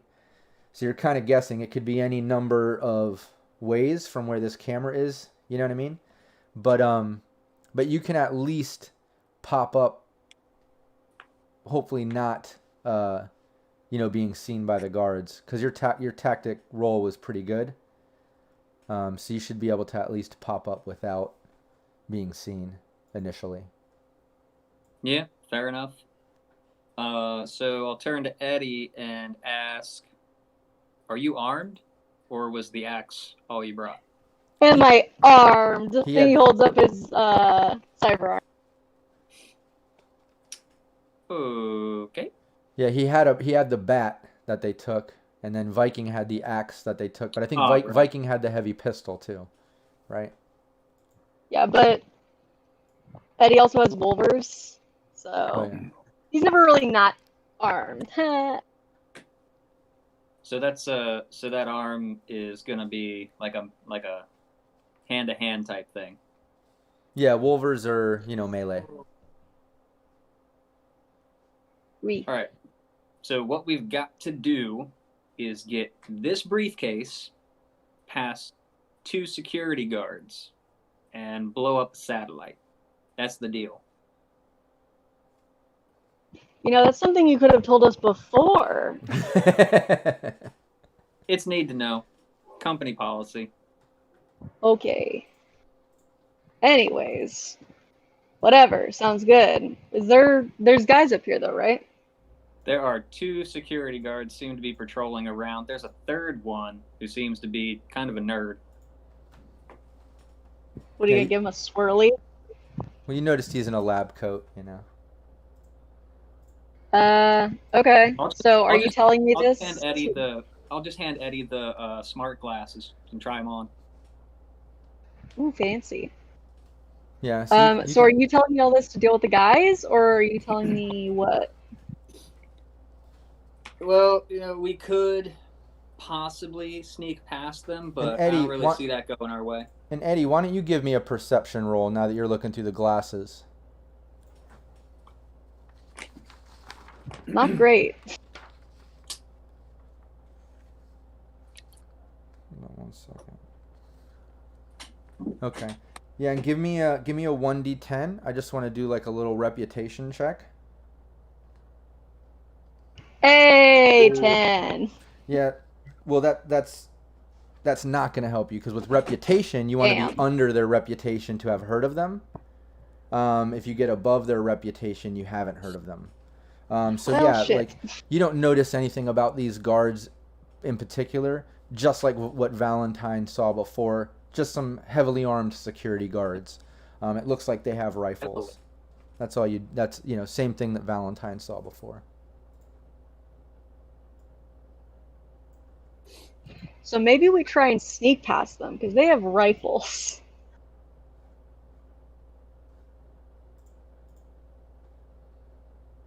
That's cool. Isaac on YouTube says Cody is the man. He said that a while ago, I think, during all that hacking and setup. But yeah, man, seems like Cody has been fucking a cool team player on killing this it. mission. Yeah, he's been a lot of He's help. earning his keep. Yeah. Yeah, there might be an EB bonus in his near future. But yeah, what's up? You guys are kind of standing up there a while. I think any longer, the girl might notice or somebody might notice that you guys are no longer in the bar. It's not that crowded, you know what I mean? Yeah, let's just try and sneak around, man. At first. How And confident are you in your sneaking abilities? I'm pretty confident. and That Viking. didn't sound very confident. Yeah, that did not sound. I'm confident. Just on a yeah, that sounded better. I'm your guy. That sounded better. And yeah, Viking, just so you know, you're hearing them kind of chat the plans and all these things. Just so you know, you don't have to be completely quiet. You can always chime in or join the conversation or whatever you want. You know what I mean? They're just kind Cool. of talking. Didn't realize it was on open comms. Yeah, they're just kind of chatting about it. Because remember, they were talking to Cody. He plugged him into the feed. Then, Valentine gave the feed to Eddie. They're kind of talking about it. Like any low tone talking, it picks up in your comms, so you can always chime Okay, in. cool. Well, it shames me to admit it, but I was never very graceful when it came to the square dancing. So it pains me to put this much trust in you, but I would like very much for you to take this briefcase to that satellite. I will cover you from the shadows with this here pistol. Yeah, you don't really look like the fighting type. Not to, take you down a peg or nothing. But yeah, why don't I do that? Fantastic. So you want me to do a stealth, Rob? Well, you guys, the door is unlocked. We can totally enter the roof and get into this. It's been, an hour and 40 minutes. I'm down to enter the roof, but that could be a whole nother hour situation depending on how your rolls are and what your plans are and how it goes down. I'm also down with ending it here and starting next session with entering the roof. It's up to you guys. I think it's up to Alex. Oh, I'm here. I'm good. Okay, let's go for it. Cool. So look, I'm gonna put you guys to the roof. Just Viking, close your eyes because you're not supposed to see this. I'm blocking it with my video feed anyway. Yeah. If we need you, you can bust past all those people and you can come up to the roof. But for now, Yeah. So yeah, when you come up, you can see right here the elevators. If you're looking at the map, you guys can see it, right? You see the roof? I see that satellite. Ooh, Okay, boy. cool. I just wanted to make sure that I put the players on there. But yeah, right here where you see the sensor going on, see elevators. Here's the stairwell that just comes up. Here's the door to the stairwell. The guards are making their rounds. This guy just looked over the edge and he's kind of making his way this way as this guard's making his way this way. So it's kind of that moment where you can step out and not be in the view of the guards. There's no telling where the scientist is going to be or what they're doing. So no matter what you do, I'm going to need a stealth roll. But at least because of that tactic roll, you're able to kind of push Eddie out the door at the right moment. You know what I mean? Oh, great stealth roll, Eddie. Yeah, that's see, awesome. I'm confident. Yeah. All right, let's put Eddie out here. We'll put Valentine's right here behind him. But you guys can control your icons there. But yeah, Eddie, you can step out. Whatever your move is, just you can move that many squares. Each square is 2 meters. But let me know what you're doing. That stealth, when you pop out, give me a perception roll too. Now that you're out here.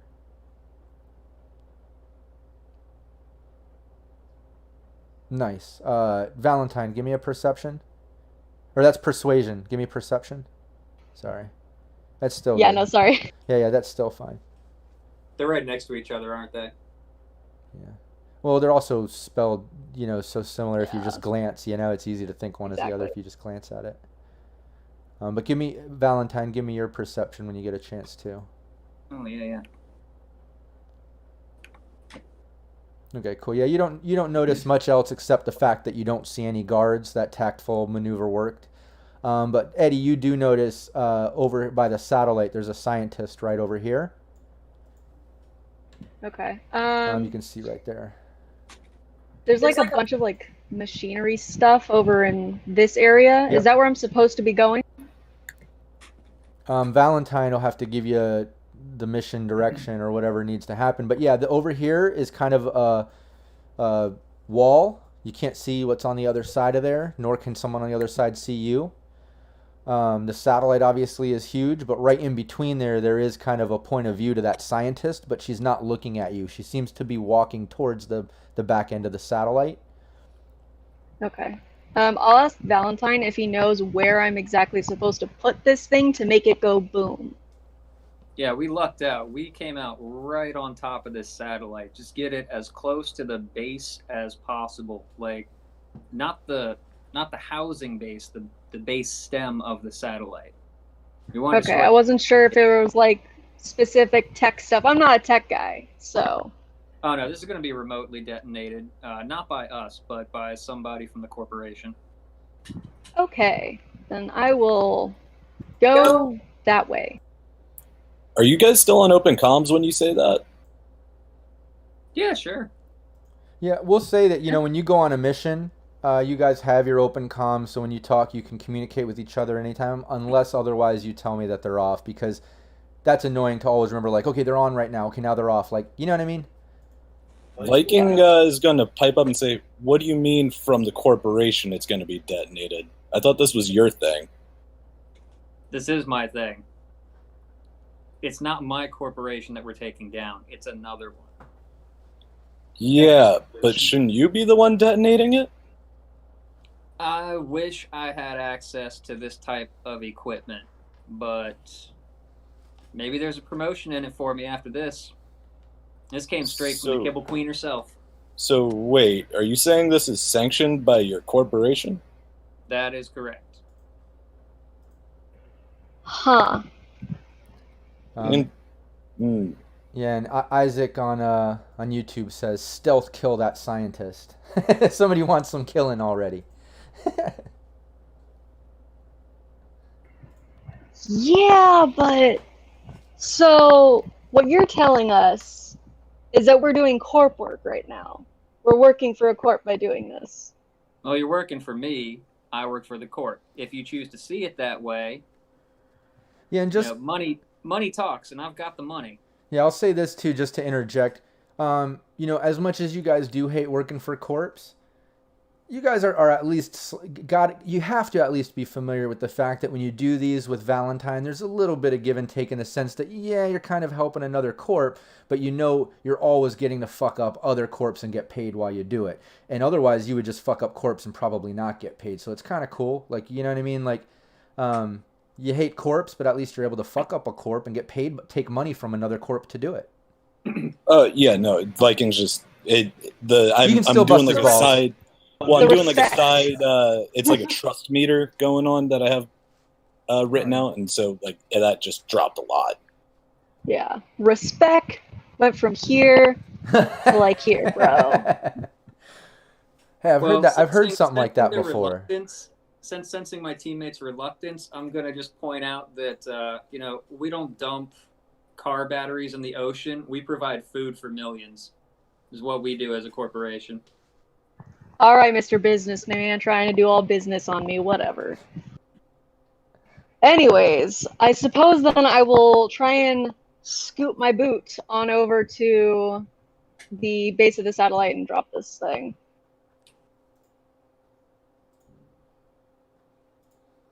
Okay. Yeah, look at the, what's your move? I have a 6. Are these squares accurate to like the actual movement? Yeah. Yeah, everything is, set to 2 meters or whatever. So from here, from where you are, yeah, you'd be able to get over there and drop it. You wouldn't be able to fully get back. But you can at least, that's fine. You can go over there, drop it, and start heading back if you want. Because remember that you can move, action, move. You can break up your move and stuff, Yeah, I'll drop it and then sort of have a look around and make sure nobody's seeing me and try to... Yeah, you're still on the same stealth roll, so you can still move 2 meters from where you went to drop that off. All right. Okay. And Valentine? You're just kind of posted up right there for now? Yeah, got my back to the wall, looking to the south, peeking around the corner to the northwest. Got my gun drawn. Okay. And Viking, I'm back to you. What are you doing over there? I mean, right now I'm just waiting to see if I need to make any noise in the bar to keep the mission moving. Yeah, it's getting close to closing time. The bartender's like, man, we're going to be closing in a little bit, which is kind of odd that this bar closes at midnight instead of like past 2 or 3 or 4 like a lot of other bars. That is kind of strange, but he does kind of make that announcement. And you see the other 2 kind of corps that are sitting at their table kind of like look over each other and they just pick up and start finishing their drinks. I want to ask the bartender, like, why are you guys closing so early? I mean, I know it's kind of dead in here and all, but I mean, most of the crowds don't come in till after 12. Yeah, give me you have a conversation? Any type of like human interaction, human conversation or something? Oh, nice. You crit rolled that, right? Boy. You rolled a 10. That's great. Yeah, he just looks at you. Maybe he realized that you're with Eddie and stuff, so he thinks you're cool too. But he's just like, yeah, I mean, it's court policy, man. This is my bar, but they fucking own it, man. I just got to do whatever. But yeah, we got to close at midnight every fucking night, whatever. Oh shit! What corp you guys working with? He's like, well, I don't work with them, but they own the spot. I have to work for them want to do this, but it's Petrochem, man. They own this spot, that fucking power plant next door and shit, and they own this spot too. Oh yeah, They right run on. the whole, Oh hey, they run the whole fucking building, man. oh shit, for real? Don't. Oh yeah, no, yeah. Petrochem owns. Oh yeah, okay, yeah. Cool, man. Hey, whatever. You mind if I stick around, have one more until Eddie's done back there? He's like, honestly, man, like, that's cool, but I'm closing up probably in the next like 20, 30 minutes. You can hang out till, I mean, once I got to lock up, everyone's got to dip out, man. It's policy. It's done. But oh yeah, no doubt. You know what? Just consider me a little extra muscle while I'm sticking around in case anyone decides to pop off. All right. Yeah, no, I appreciate that, man. He kind of turns around and starts, kind of cleaning up in the back. And also keep in mind, 20 to 30 minutes is a long time when it comes to actions and combat and movement and stuff. All those movements and actions and all these rounds are really like 3-second increments. You know what I mean? Yeah, for sure. So And 20, 30 minutes is good. Yeah, I go over the comms. I'm like, hey, they're closing up shop in about 20:30 and booting everyone out. Also, hey, Valentine, you know this place is owned by the corporation that works for yours, right? I had not been informed of that, but Well, no, the history of Continental Brands, actually, they were a subsidiary of Petrochem, and after the Fourth Corporate War and during the whole rising of neocorps, they kind of separated out from under Petrochem, took over all the Chew for You stations out in the wastelands and in cities where people could get food and gas and stuff. They took a bunch of those over, and now they're called Oasis stations or whatever. I believe that's what it is. And actually, Valentine, if you look in your character sheet, I put a handout that all of you guys should be able to access that tells you about Valentine's Corporation. But they're not friendly with Petrochem, honestly. Yeah, I got the histories mixed up. That's my bad. Yeah. Oh, Yeah, yeah, I tried to with both teams, Team Spicy and Team Nameless, I'm trying to use the Neocorps that our Talsorian Games put out recently. That way, since we're diving into full fucking red rules, if we can also use as much red info and corpse and lore as we can, that we can, like I'm trying to. So yeah, it's good stuff. I like it. Yeah, I mean, makes sense. yeah, but that's what's up. So he tells you that, Valentine. Now you at least know who the target is. You didn't know that before. Immaterial. What Miss Forsyth wants, Miss Forsyth gets. Ah, so you're a grunt. Got it. Hey, I was born and raised in this corp. What do you want from me? Some pride, my man. Some pride. Pride is in my work. Now, girls, you're both pretty. Let's move. Let's get this thing moving. Yeah, back up to the roof. We're back over here. This guard kind of walks out. He's doing his rounds. This guy's still going this way, but give me another stealth roll there, Eddie, because you're gonna have to contend a perception thing here as that guard comes around the corner. You can kind of see, and the scientist is also heading towards the satellite and would get a good look. Let me see here.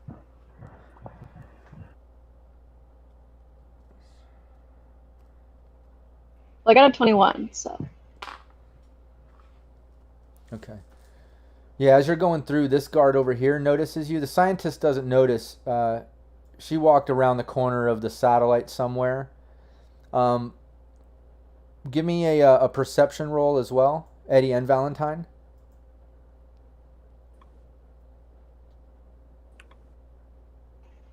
Okay. Not great. Eddie doesn't notice because he's too busy being stealthy and trying to not get seen. But Valentine, you hear something coming from on the other side of this structure, like a door opening or something. There's somebody on the other side over there. You definitely heard something. But whatever it is, you don't know. But this guard definitely noticed Eddie. When he does, he yells out and he's like, "Yo, what the fuck?" So let's everybody roll an initiative. But hold on. Let me open the initiative. When you do your initiative, click on your icon first, I believe is how it works. Click your icon, then click your initiative. And if not, I'll just add it. Yeah, there it goes. Cool. I'm assuming I'm not in this turn order. No, you're still downstairs. But you know what? You could roll it anyways. Cool. Because you're hearing it. You can chime in on conversation. You could decide to try to head up there or whatever. You know what I mean? So you are part of everything going on. All right, Yeah. cool. Yeah. So give me your initiative, so at least we know. Oh, let me move your icon. Sorry. Viking, save Don't me. roll it yet. Let me see. I'm gonna put Viking down here just for the sake of off the map. But yeah, click your icon down there in the bottom right, and then click initiative, and it should pop up in the turn order. And then let me figure these out. That's about right. Okay. So it's gonna go Valentine, then the guard, and then it's gonna be Eddie, and then Viking. The scientist is going to be after that, but she hasn't noticed yet, but I'm sure that scientist noticed when the guard yelled out that something's going on, so I put her at the bottom there. The other guard, the other noise on the other side, they're not really right there or part of it. They might have heard that, but they're not part of what's up right here. But yeah, Valentine, you hear the guard yell out like, "Yo, what the fuck?" You know he's right there around the corner. You're kind of in that stairwell, but it's your turn. All right. I will step out from the stairwell and apologize to the guard and say, excuse this poor drug-addled boy. He only was looking for a place to smoke. I told him that he could smoke inside the bar. But he's just a performer. He's just tonight's entertainment. We'll be going now. Okay, you can give me I guess give me a persuasion roll. All right, I'm gonna dump 6 luck points into this roll. Just so you know, just so it's fair and I'm fully transparent, that's great that you said that, because I was putting a -5 because of the fact that these are on-the-job guards that don't fuck around up here. They know that the stairwell and elevators are locked. It's going to be rough, but you do get that luck. Okay. But I'm mini brass. That's not terrible. The entire first campaign we ran, I didn't use a single luck point. I'm throwing my luck around this time. Yeah, no, and that worked. The guy kind of like looks at you and he's like, "What the fuck are you talking about?" And he starts walking towards you.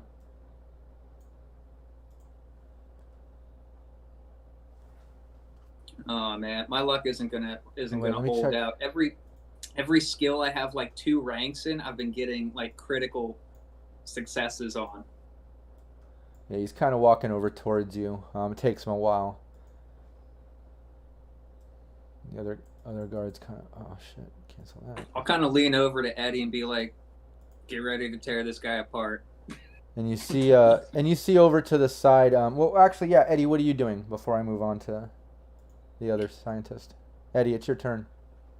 You know what? Yeah, I'll walk back over to Valentine. I'll like pat him on the back and be like, "You know what, man? You were right. Sorry, my bad." I'll like, I don't know, pretend to like snub something out on the concrete. Okay, so yeah, you're just playing along with the conversation. That scientist kind of steps out to take a look from around the corner. You guys are right there. Yeah, the guard kind of calls out, and he's just like, "Don't move," and he's walking over towards you guys. Viking, you hear this going on? Kill if he's close. So I hear that they've been compromised, essentially. Yeah, you're hearing all this going on. You're downstairs. I look at the bartender. I'm like, "Hey, is there any way I can go back there and check on Eddie? I mean, he's been back there longer than even he normally takes with the ladies." The bartender looks at. Yeah, in fact, man, why don't you just go make sure they're cool and kind of wrapping things up, man. We're getting ready to go. And right then, you notice that the other people in the VIP kind of like are walking out from the area, and you hear Cody on the intercom, who is back there. And he's like, "Hey man, everybody's leaving VIP. I think they're getting ready to close soon." But the bartender. What are you trying to say about me with the ladies? Yeah, and the bartender just says, he's like, "Yeah, you can get them, man. I mean, I want to close up in like another 10-15 minutes or so. Like, I'm almost ready." He keeps cleaning and shit. Cool, man. And I start making my way back there. Okay. Downtown, walking fast, moving fast, and you're ceiling or roof bound. Yeah. Okay, yeah, Valentine, what are you doing? The guard is still walking towards you. He's like, hey, you guys, don't move. And he's walking towards you. Scientist back there is kind of like looking over from around the satellite. Yeah, we'll just cooperate for now. I mean, I've got my knife. Eddie's got his arm. Okay. There's only one of them at the moment. Well, I'll like flash the scientist a little wink and a smile. Yeah, he walks over a little bit closer. Obviously, this guard, his movement isn't as good as you guys. It's taking him a minute to get over there. I don't know how else to explain that, but yeah, he's making his way over. Yeah, and the scientist again over here is just kind of like looking at you from around the satellite. Looks kind of confused, Eddie. When you kind of wink at her, she just kind of like looks like this and is just kind of staring at you. But yeah, Viking, you're making your way back to VIP. You're currently making your way up the stairs. I imagine you'll use your run, which is 2 times your movement. So next round, we can say that you can kind of be at the top of the stairs. Just don't burst out of there. Make it clean. Yeah, no, fair enough. He busts out like Kramer from Seinfeld. No. But yeah, okay. So back over to Val. You're just waiting for the guard, right? Cooperating. Yep. We can talk our way out of this. It'll be better for the company. Yeah, he walks over and he's like, what the fuck you guys doing up here? And he's like looking around. He notices that there's no cigarette butt on the ground. Yeah, like I said, he's not right in the head. I had something for this. Is it persuasion? No, it was another one of my Texas idioms, but I'm not going to take the time to look it up. Okay. I've got a whole list of stuff that I came up with. That one about the swan and the ducks on the pond, though, that was just off the dome. Hell yeah. Very nice. Very well done. All right, I am out of luck points. I dumped it all, so here we go. We already rolled initiative. Right. Nice. That's great. Yeah, so you're convincing, he's believing you that, you're trying to get him out of the wrong area or whatever. But he does respond back, and he's just kind of like, he's like, yeah, but how the fuck did you get up here? How did you get up the stairs or up this elevator? What? This doesn't make sense. And he goes on the comm. He's like, come on over here, man. We got a couple people up here. It's the Eddie. You clearly don't know who I am. I'm Eddie Brass, and I just put on like a killer show for the staff downstairs, and they were willing to let me up here because I wanted to have a smoke. Come on. And he's like, that doesn't make sense. He's like, that doesn't fucking make sense at all. Give me a charismatic impact roll. And again, like, you can just do a 1d10. We'll add 4. Do you not? Oh, no. Oh, no. Yeah, he just kind of like, he's like, yeah, none of this is making sense. He's like, none of this. He's like, fuck, dude. He's like, yeah, get over here right away. So yeah, and then at that point, that scientist lady kind of backs back out of sight. So now you don't see her from around the satellite. And at that point, you see another scientist, this guy, kind of peek around the corner. He's kind of like looking at you from around this wall right here. They look kind of timid. They don't look, like security guard style. They're obviously scientist-looking people, but they're just kind of like looking. But that's what they're doing. And then from behind you, you kind of see another guard poke around the corner. And he just kind of like yells over, and he's like, yo, what the fuck's going on over here? Val, it's back to you. Looks like we don't really have an option. You might want to just start shooting.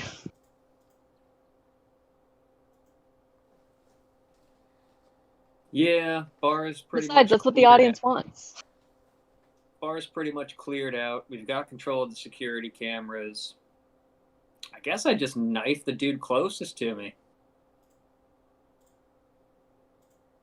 Okay, yeah, you can try to do that. So yeah, give me your melee. And this guy is going to try to evade that. Wow. Yeah, you gotta hit 18 or higher. Wow. Okay. Yeah, he dodges that, but you do get a second melee. You get a second hit. Are you gonna use that blade on him again? The hell yeah, I am. 13 or higher. Nice. Give me the damage. 16. I got one. You done stabbed him. Respect went up a little. Just a little bit of damage. 2 points. Yeah, doesn't seem to penetrate too much of the armor, but you get a little cut off. It doesn't seem to fuck him up at all. But yeah, you at least did that. The guard instantly. Wait, which one is this one? Yeah.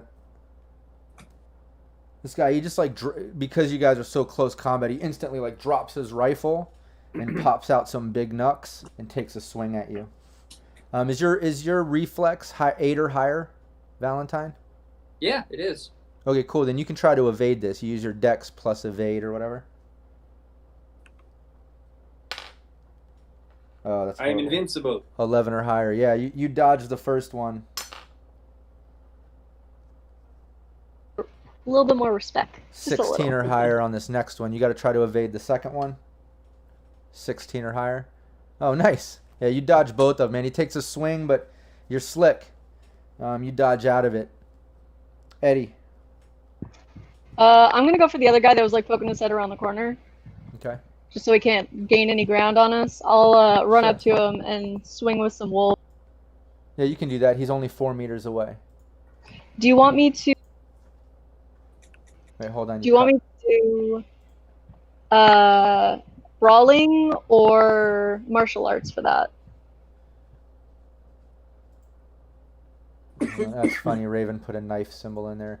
Yeah, you would have to give me well, whatever's better. I mean, the thing with red now is obviously you can use brawling for punching and kicking and stuff, but if you have martial arts, you can use that for punching and kicking.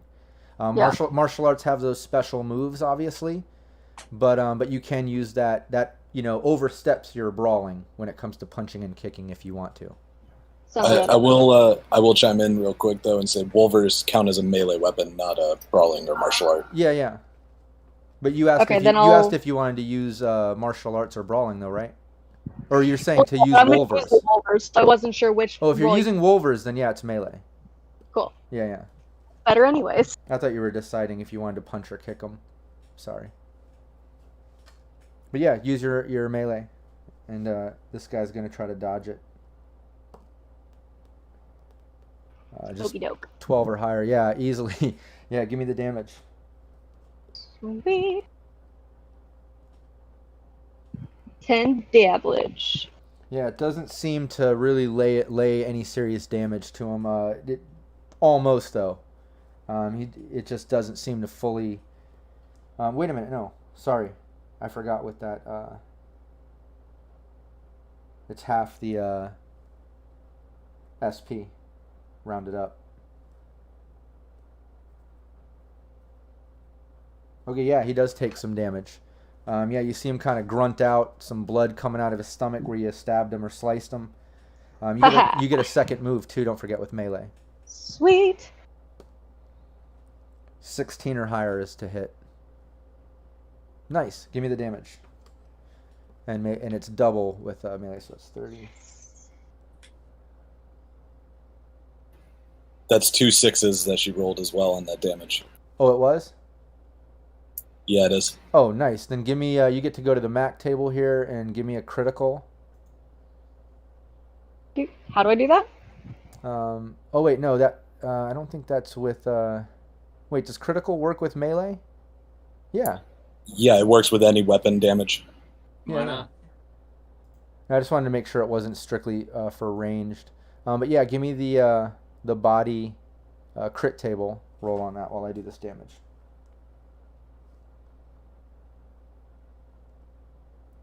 Yeah, this guy's pretty fucked up. I don't see a crit table. Is that one of the drop downs or something? Here, I'll roll it. Maybe I didn't give it access or put it. No, so you click up at the top right corner, the 3 dots bars? and 3 lines. See the 3 bars up there in the top right? Yeah. And then hit roll on critical body injury. So you dismembered his arm. It's going to take him a difficulty of 17 to fix that in surgery. The dismembered arm is gone. He drops any item in that arm's hand. So yeah, he drops his rifle because that's a two-handed weapon. But yeah, he drops his rifle. His base death save penalty is increased by 1. And with the amount of damage that you did anyways, he was severely fucked up. So I'm just going to say, yeah, he's grabbing his arm and kind of bleeding out and falling down. Nobody fucks with Eddie Brass. Ha! Let me just have my imaginary smoke in peace. You start going like this with no cigarette. What? I was busy. I told you, man. Yeah. All right. So, yeah, or Viking. Sorry. Yeah. Viking. You're able to pop out of stairs now if you want. And you heard all this going on. You know that Eddie just fucked up some dude's arm. You know Valentine just dodged some blows. Yeah. I'm a come out of there. They'll put me like right between the two of them. Let's see. Am I able with my movement? And you were right there, so you can use full movement from that. You know what I mean? Yeah. Yeah. I can make my way around here to. Doctor 1, diagnosis. Doctor 2, severely fucked. I'm going to go ahead. And just hold that thought real quick. Tell me what you're going to do, but I just want to chime into the chat. Yeah, Isaac, we do have crit tables. We have the full red rules. That's what we're playing with right now.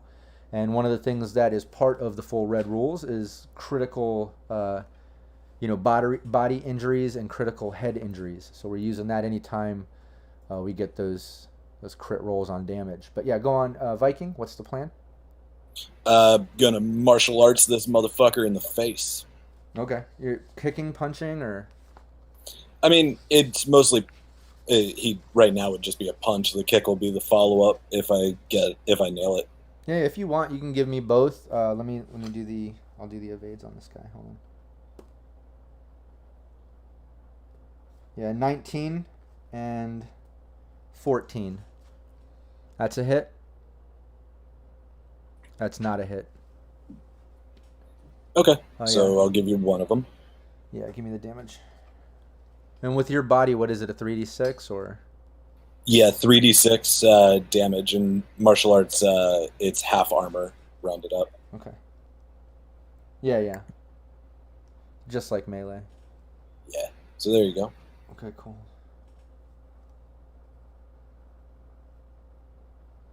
Yeah, you successfully, the punch kind of, he dodges that, but the kick comes up, lands him in the body. You hear him kind of like exhale, oh shit, like a bunch of coughs, He definitely took some damage with that.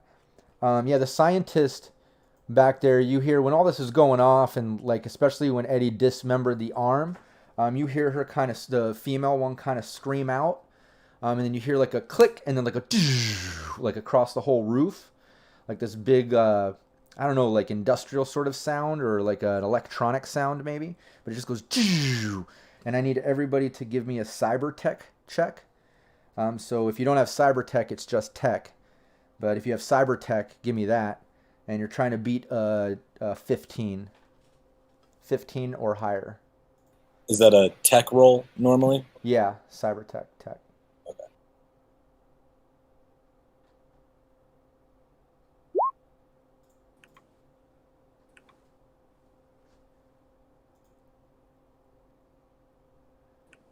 And Valentine.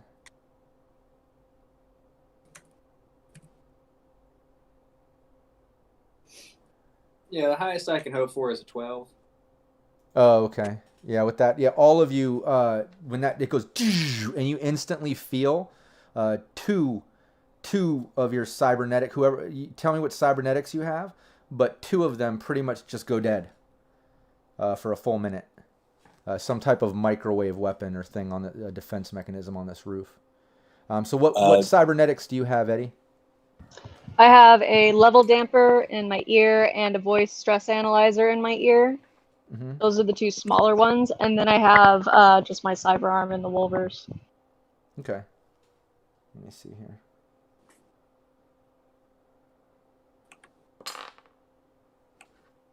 What was the first thing that you told me? Level damper. Okay, and what was the last thing? My cyber arm. Okay, yeah, Or the Wolvers. Yeah, your level damper goes goes out. Now all of a sudden it's not working, and your cyber arm just kind of goes dead, and it's pretty much going to be like that for a full minute. And Sweet. I believe the effect of that, yeah, it becomes inoperable for 1 minute, and I think I resort to the crit dismembered. Let's see, broken arm or dismembered arm sort of thing. So let's see. So yeah, it's just a you can't do any surgery on that. No base death. So yeah, you just can't use your arm. You can't hear shit out of that ear for a solid minute. What cybernetics do you have, Viking? Chipware socket with no chips in it, and neural interface with the smart plugs. And I'm assuming you aren't asking about any fashion wear, correct? Yeah, any cybernetics, I think. Oh, okay. No. Then No, I guess fashion wear wouldn't really be considered. No, it'd have to be like the hard surgery cybernetics. Not just superficial fashion ones. Yeah. Then yeah, just those three. So what was it again? Sorry, the neural wear. Neural wear with the neural links for smart items. The chip socket and a chipware socket with no chip in it. So just those two things. Yeah. Okay. Yeah, both of those go dead for a solid minute. I don't even notice a difference. Yeah, so basically, yeah, you can't use any chips for a minute, and you can't plug into your smart gun, which, as we know with our core red rules, we're kind of waiting for some of those details. So lucky for you, no real change in that. Valentine, what cybernetics do you have? The level damper, the voice stress analyzer, and an internal agent. Okay. Were you copying me, man? You copied me. No, I said it first. Your internal agent, and what was the second thing you mentioned? Level damper and voice stress analyzer. Okay, voice stress analyzer isn't working, and the last thing that you named, whatever. So the internal agent is fine? No, internal agent isn't. That was the last thing you named, right? That was the first one. Oh, okay. Well, if that's the first thing, then yeah, stress analyzer and level damper are not working for a minute then. But yeah, so that sound goes, and all of a sudden, you feel your cybernetics just kind of glitch out and stop, and you can't really control them for a good minute. But that's what the scientist did. It's back to you, Valentine. I guess I'm going to try and stab this boy again. Yeah, go for it. Poor guy. 19 or higher. It's not great. That is not great for me. Yeah. Ugh. You have one more shot.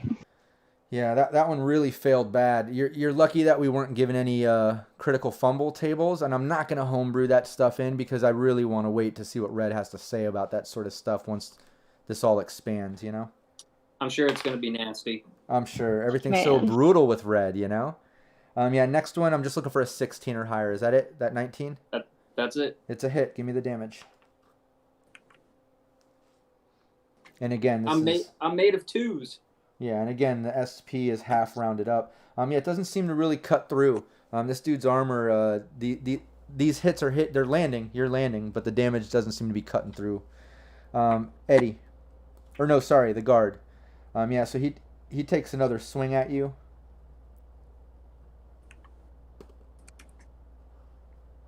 And if you're going to evade, you need a 13 or higher.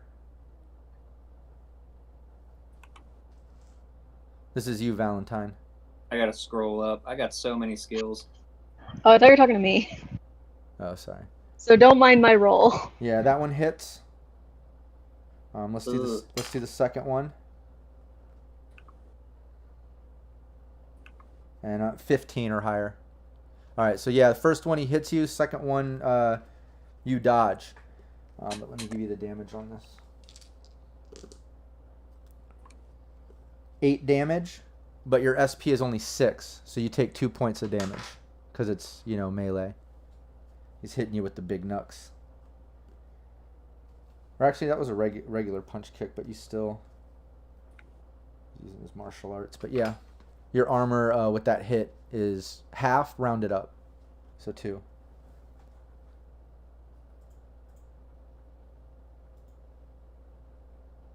2 what? 2 hit points you lost with that hit, with that punch, that blow. You dodged 1, but you got hit by 1. You take 2 points of damage. Your SP is 11, right?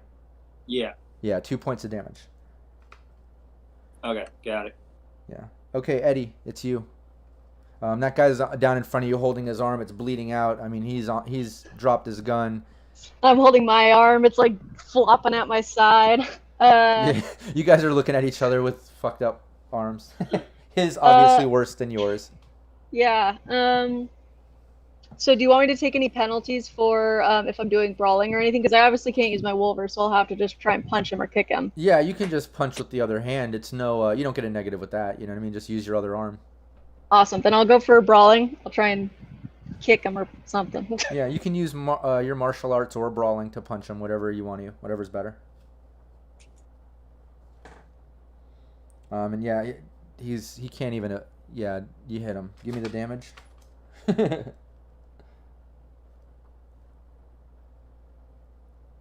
What's the damage for martial arts? I can't quite remember. What's your body? Well, this is just a punch or a kick, right? Yeah. Yeah, what's your body? It is. Hold on, it just booted me from Roll20. I am having a time, let me tell you. Oh, I see that it booted you. Let me readjust to this. Yeah, like I said, with this the heat wave and the rolling blackouts here in California, it's been fucking rough for this past week. It's been like over 100 degrees, and like everything is just. It's as brutal as Cyberpunk RED. So my body is 6. Okay, I think that's a 2d6. Cool. Yeah, pretty sure. Anybody watching that does have the red core rules, I think Eric, who plays Coupler from Team Nameless, if you're watching, just maybe confirm that for me. I think body 6 is 2d6. I can confirm it's 2d6. Okay, cool. Yeah, if you got it open in front of you. All right, 7. That would be it. Do I get 2 attacks or just the one? You can do 2. Yeah, give me another one. That it did some damage. You hit him. He grunts.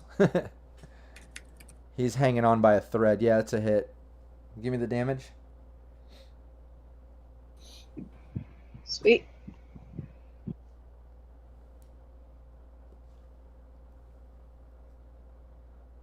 Yeah, he pretty much falls over. He's not moving. He's either unconscious or fucking dying. Sweet. He's bleeding out from that dismembered arm, and you just punch the shit out of him with your one good working arm. But yeah, Viking, it's to you. Cool. I'm a martial art this motherfucker again. Okay.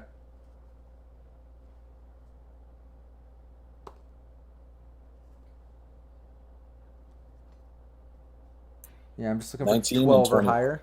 Oh, you did both? Yeah. Okay. One's a hit, and 14 or higher. Yeah, both are a hit. Nice. Cool. Yeah, give me the damage. And that's 2 6s. Oh, badass. Okay. Well, wait, this is martial arts. I think it only works with melee weapons and ranged weapons. I don't think it works with brawling and martial arts. I'm not positive about that, though. Okay. If you do have the core rule book open, maybe just double check that. Obviously, like our Talsorian game said, don't read, word for word out of the book or give away the rules fully. Yeah, But just double check that for me. I'm almost positive that the damage crit roll stuff only applies to melee and range. I don't think it's for brawling or martial arts. You're correct. Okay, cool. But either way, both did damage because of the half rounded up SP. So that's good. That was a good job.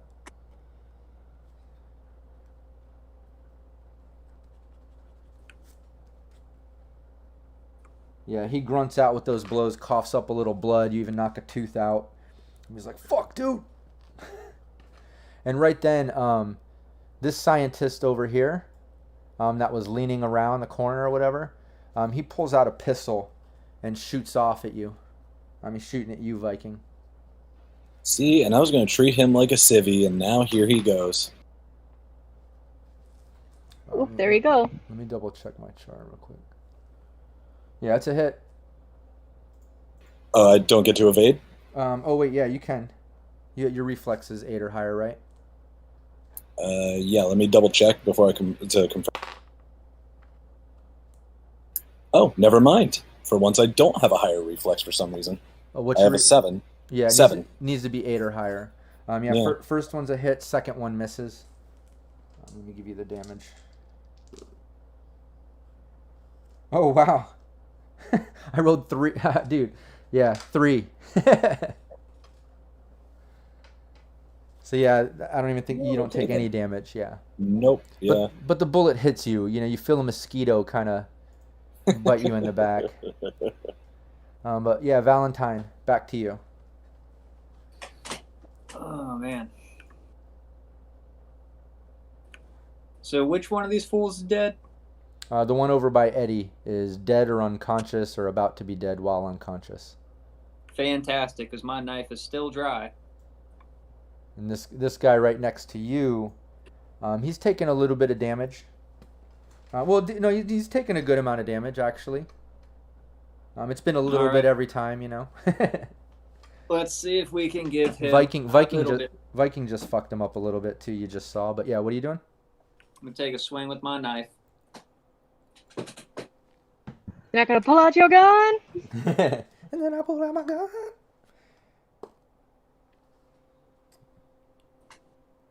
8 or 3. No, Valentine really likes his fighting style. I think that's all of us in this group. It's Apache knife Yeah, fighting. 17 or higher. Nice, right on 17. All right, good job. Give me. You want to do the second one and then do both damages, or? Yeah, sure. Let's see. Next one just needs to be 11 or higher. You did another 17? I am made of 2s and 17s. That's unbelievable. Yeah, give me the damage for both of those. Ah, yes. Yeah. Finally. Even with halving and rounding up, like neither of those do enough damage. Again, like you're just kind of you're kind of fucking up his armor, but it's not really dealing a lot of damage. Eh. But it's whatever. It is what it is. But yeah, now it's the guard's turn. He takes a swing at you. Actually, he takes a swing at Viking, who just fucked him up a little. What? You're taking my dance partner. I did that earlier to Viking, so he's getting his revenge. And oh yeah, and you can't evade that, right? That's right. That's right. So yeah, you have to give with melee, you have to give me your dex plus evade anyways, you know what I mean? Yeah, exactly. Yeah. So 16 or higher to evade this. The first one. I think I got it. Nice. And then the second one, 19 or higher. Oh, wait. I forgot. Oh, man, I rolled a 10 before and forgot to roll a second to add to it. You got lucky earlier. This time, it's a little different. So yeah, enough. 25 or higher on that second one. I got to remember that for NPCs. Okay, yeah, so that one lands. That hit. 21 damage. What the fuck is he hitting me with? He's punching you. He's a beefy boy. Oh yeah, he has big knucks, doesn't he? Yeah, but this was a normal punch. Because kind of the weird thing with that is like big knucks do 2d6 damage, but a normal punch with his type of body is 3d6. So I'm using 3d6, even though I said he used big knucks, because I feel like if you had brass knuckles on, I know they do 2d6 damage, but if you're putting extra body behind it, it's definitely going to do 3d6. So it's a punch. But yeah, did you half your SP rounded up too? Don't forget. Oh shit! No, I didn't. Yeah, because his is a martial art one. And keep in mind, like brawling, when you do damage, it doesn't, you don't cut that SP in half, rounded up. It only works if you have a martial art. Well, I'm seriously wounded. Oh shit. Do you say that out loud so the team knows? Well, I mean, I think they see it too. Yeah, I'd imagine they'd see it. I don't really think I would keep a threshold count in my head realistically. Okay. We don't have a healer either. Eddie, it's back to you. All right. That guy went down. I'm gonna try and start moving towards the scientists then. Okay.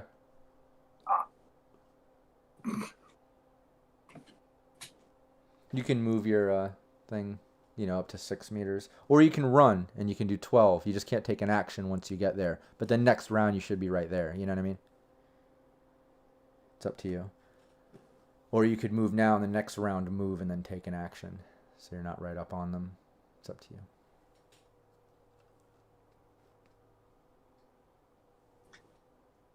Okay, and we're to Viking now? Oh, okay.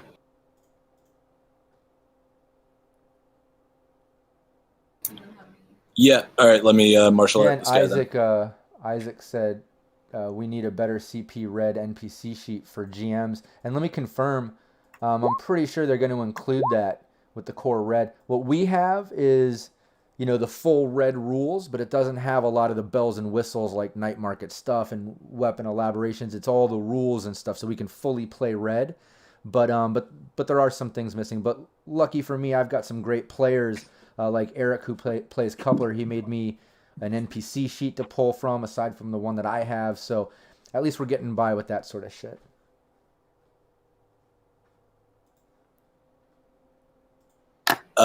So I martial arts this dude. I rolled both of them a 15 and a 21. Okay. Let's see.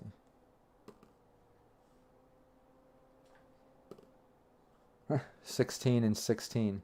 All right, so missed one, hit with another. Give me the damage. Cool. Hold. Yep. Hold, please. 12 Nice. damage. Am I capable of using speaking as a free action? Yeah, you can say something if you want. After I throw that kick and double the guy for a second, I look at Valentine. I'm like, "What are you waiting for? Put the bomb on the satellite." Yeah, It's already there. Yeah, the case is already right about here at the base of the satellite. Eddie put it there. Well, then I don't say that. Never mind. Well, you did say that. Tell them what we're doing. You didn't know. Eddie just told you. He's like, it's right there. Oh, I thought we were on open comms. Sorry. Yeah, I'm just like, it's right there, dumbass. Gosh. Maybe if you were with the party. You're down boozing and networking while we're up here working. I love you. Fuck you, dude.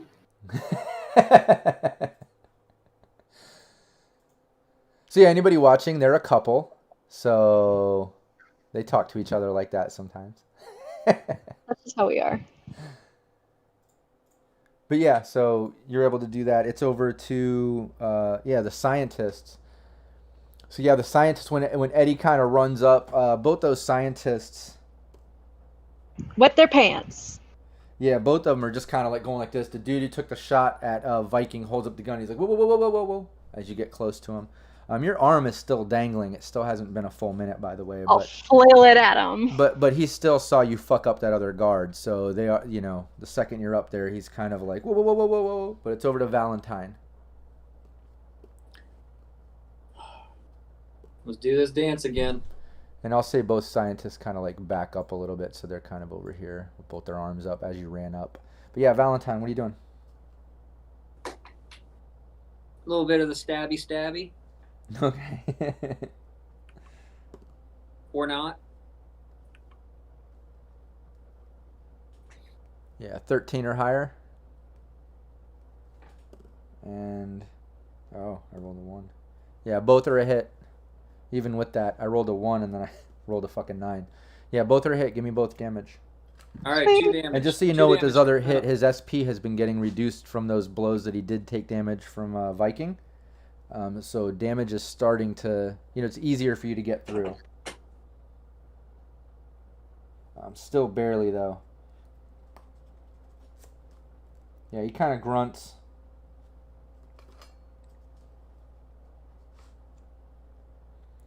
And just so you know, he has been taking negatives to his actions because of the damage that he's taken on so far. Well, tell him not to worry. I'm just installing some gills. Yeah. All right. Yeah, the guard, he takes a swing at you. Oh, no! Oh, shit. Nice. Yeah. 18 or higher. Oh, he's going to hurt me. And 17 or higher. Nice. You evade one. One hits you.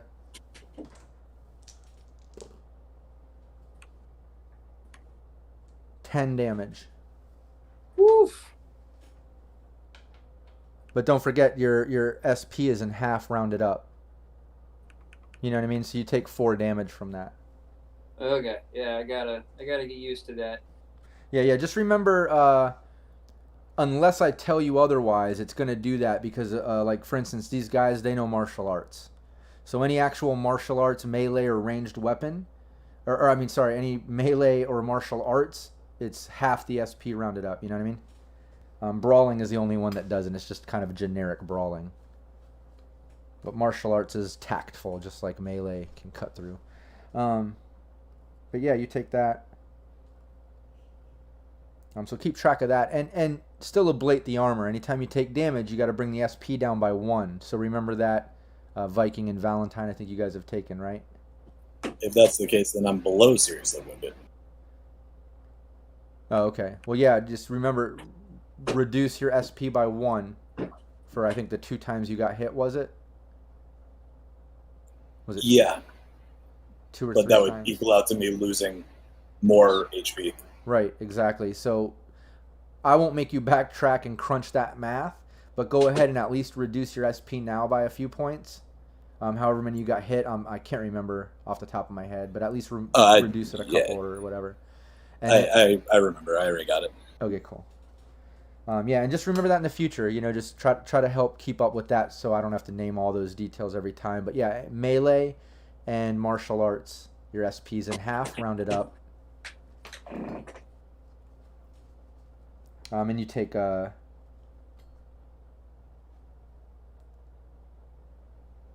me see. Whose move was that? Who just went? We're back to Eddie, right? I just. Sorry, I just lost track of my mark when I went on that tangent about all the SP stuff.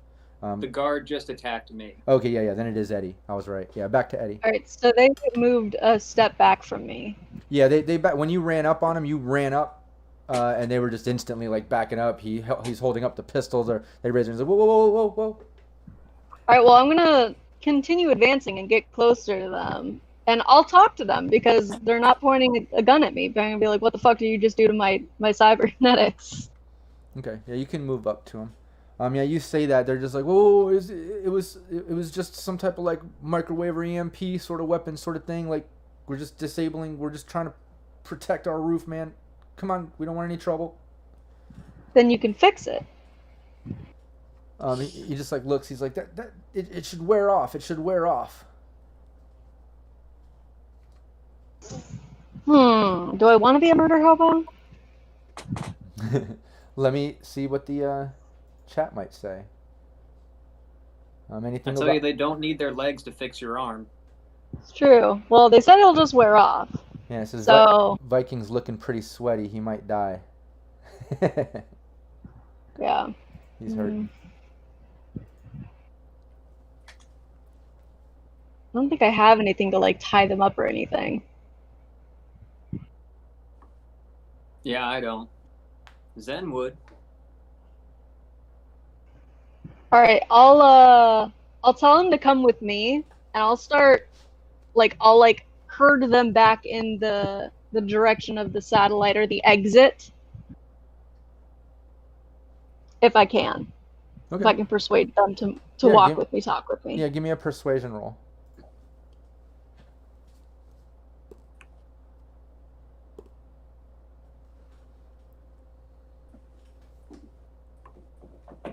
Okay.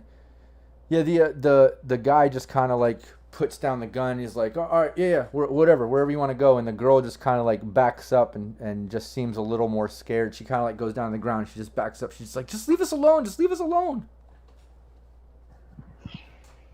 Well, all I'm saying is you're gonna not want to be on this roof in however much time. I wasn't given an ETA.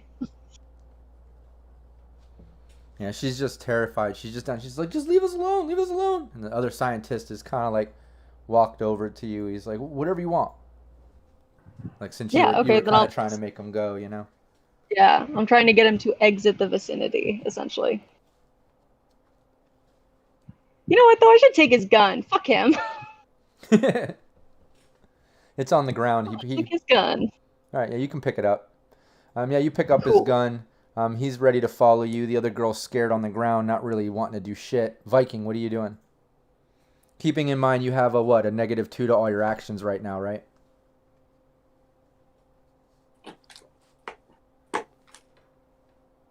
Viking? Oh, he's talking. Sorry, I forgot to press the button. So yes, -2 to all actions. I'm gonna try with my first attack to grapple this soldier dude up. All right, you can try to grapple him up. Yeah. Okay. So Yeah. whatever this is, -2. Yep. Never mind. I don't do shit to him with that first one. Yeah, you're gonna need an 8. Yeah, that's not. Yeah, that's not gonna. Yeah, no. Let's try again. It's a 17 this time. I think is a grapple is a 1-action move though, isn't it? I don't know. Let me check. That might have. I'm pretty sure grapple is listed under those action moves or whatever. You know what I mean? Like it's considered an action. It's I mean, it's technically a brawling move, Right. but I'm looking to see. Let me just double check. Yeah, Yeah, grab and hold an opponent or take away whatever. Yeah, that's considered an action. Oh, okay. So it's a full action for that. Yeah, Okay. yeah. It's not like it's not even though you're using brawling to grapple. It's not really, I think, considered like a punch or kick or a brawling where you get 2 of them. I think grapple is like its own action. You know what I mean? But you use brawling to do it. Yeah. Pretty sure. But okay. So yeah, you try, you fail, unfortunately. And yeah, the scientists are just like I said. One's terrified on the ground. One is following Eddie. We're back over to Valentine. And by the way, this guy over here,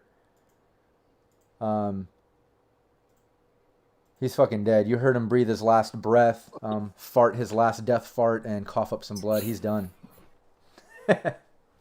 His bowels evacuate, as well as his soul. I do good work. You do what you want. But yeah, Valentine, what are you doing? 2 13s on the melee. Okay. Yeah, first one, even with the negative, is a 17. You did really good. Okay. Second one's a hit. Rolled a 1 plus his negative. It was a great hit. Give me damage on one of those.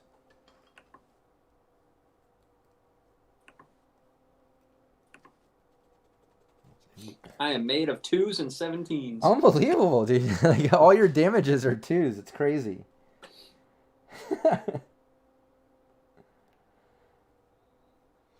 Yeah, even with that, like, it doesn't seem to really cut through, even with his shredded up armor and shit. But yeah, he's pretty pissed off about that. He takes a swing at you. And you're able to evade, right? Your reflex is 8 or higher? Yep. Okay. Yeah, 14 or higher.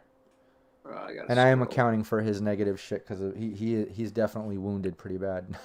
That's education. Boom. That's education. I need evasion. It is education. I'm so sad. Okay, I did that too. Although in the middle of combat, if you want to sit down and start reading books and shit, you can. You can do whatever. Oh, not good. I went from a 25 and a 23 to a 7 and a 5. Yeah, hits.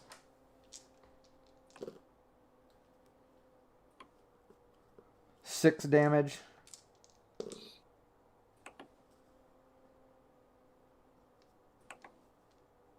Ooh, and 16 damage.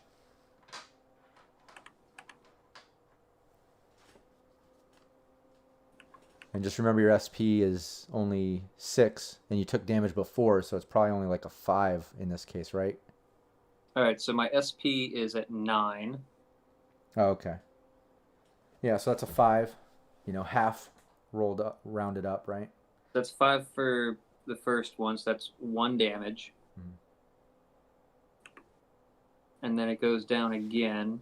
Do I No, you don't. SP first or? No, you don't ablate it, for each hit or whatever. Just do these, and then ablate for how many hits you got after. Yeah. It's not going to stack during the hit, Oh. We'll do it after. Okay. So 12 total. Okay. Yeah, and then now drop your SP. Okay, so you've taken some decent damage on this round. Not as much as Viking, but you've taken some hits, you know. Eddie. Yeah. He'll Eddie, probably you're up. drop me to seriously wounded with the next hit. Uh-oh. Eddie, you're Are up. you guys saying all this? Because, like, if that's the case, I'll run back. I took the guy's gun, so... I You're mean, gonna tell me that you're having a hard time? Saying it out loud. Nope. Of course not. Got that Texas pride. Yeah, I and know, and you're an Viking. exec. You got a little bit of arrogance to your exec personality, right? You're confident. Oh, yeah. If we're being allowed to talk in this moment, then yeah, Viking would say, why are we still here if we've completed the objective? Get the fuck out. Let's go. Fair enough. He's not prideful. He's tactical. And very wounded, if you can't tell. He's ready to go home. He's like, I'm done. I don't like this game. Well, the reason we started fighting them was because they had rifles and would have just hunted us down the stairwell. It's true. Yeah, with that, like, I gave the warning to the scientists. I took their weapons. I'm just gonna skedaddle on towards that exit, which happens to be where the security guard is anyways.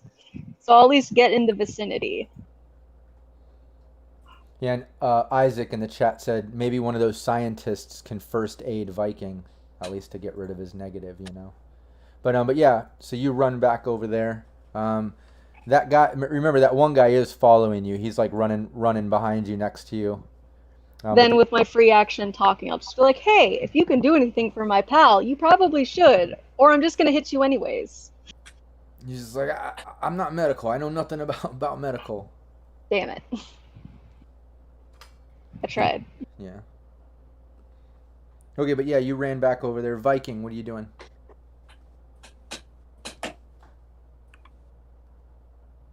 Sorry, I'm trying to keep this guy busy while my teammates, bust out of here. I'm gonna look at the guy. I'm like, look, man, I'm trying to get you out of here too. But if you keep fighting me, I can't save your ass. Yeah, he doesn't respond to that. Yeah, then I'm just holding him off as best I can. I'm gonna try and. He's in the middle of fighting like 2 to 3 people. He's just pissed and wound up and really wounded. Then why don't you get behind me? I will try to grapple him once again. Okay. 11 or higher. Nice. There you go. You grappled him up. He's now in your control. I'm going to start dragging him down the stairwell with us, but I want everyone else to go ahead of us. Cool. Okay. You can say that. You got him grappled up. You mentioned that. It's to the scientist that's following. So since he's following, the other one's scared, just staying back over there, crouched down. We can go back around to Val and Eddie because the guard's action is in between there, but he's wrapped up. I'm going to have him try to evade, but obviously Viking just said, get the fuck out of here. You saw him grapple him up. What is Valentine and Eddie doing? Well, I mean, now seems like the perfect time to stab him. You literally said, all right, yeah, I mean, it's your character. If you want to kill him, kill him. Joke's on you, the exec's the murder hobo. Yeah, I mean, didn't see it coming, that's for damn sure. We're going to see how this plays out. Your words might be more true than you think. Meanwhile, the two punks and folk heroes or whatever, we've got a moral compass. I mean, that would play to character. Good.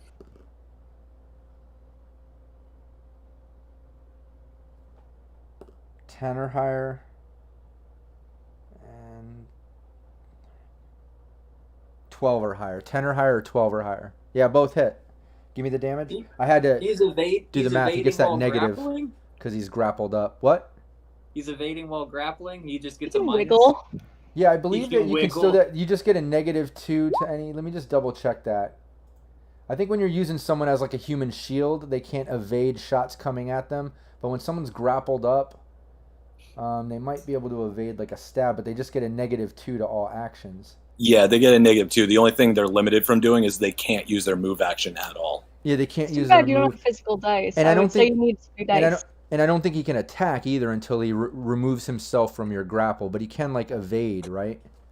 He could attack if he had a weapon that only used one hand, Okay. but he And he can't doesn't, use yeah. two-handed weapons. Yeah. He doesn't. I am only allowed to roll 2s. Oh, there You they need are. some new Sorry, I dice. didn't even see that you rolled them. Sorry. Yeah, again, slicing up, not really cutting through and doing enough damage. Let's just put this on pause. I'm gonna go and buy a new computer. Be right back. I was gonna say, hey, if you're gonna go gambling tonight, put it all on 2. Yeah. But yeah, Eddie, what are you doing?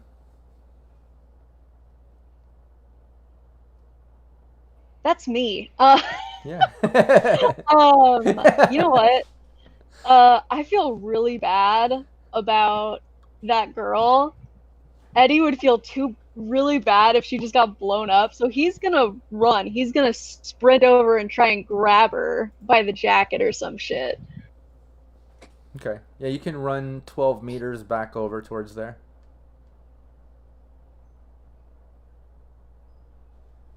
Cool.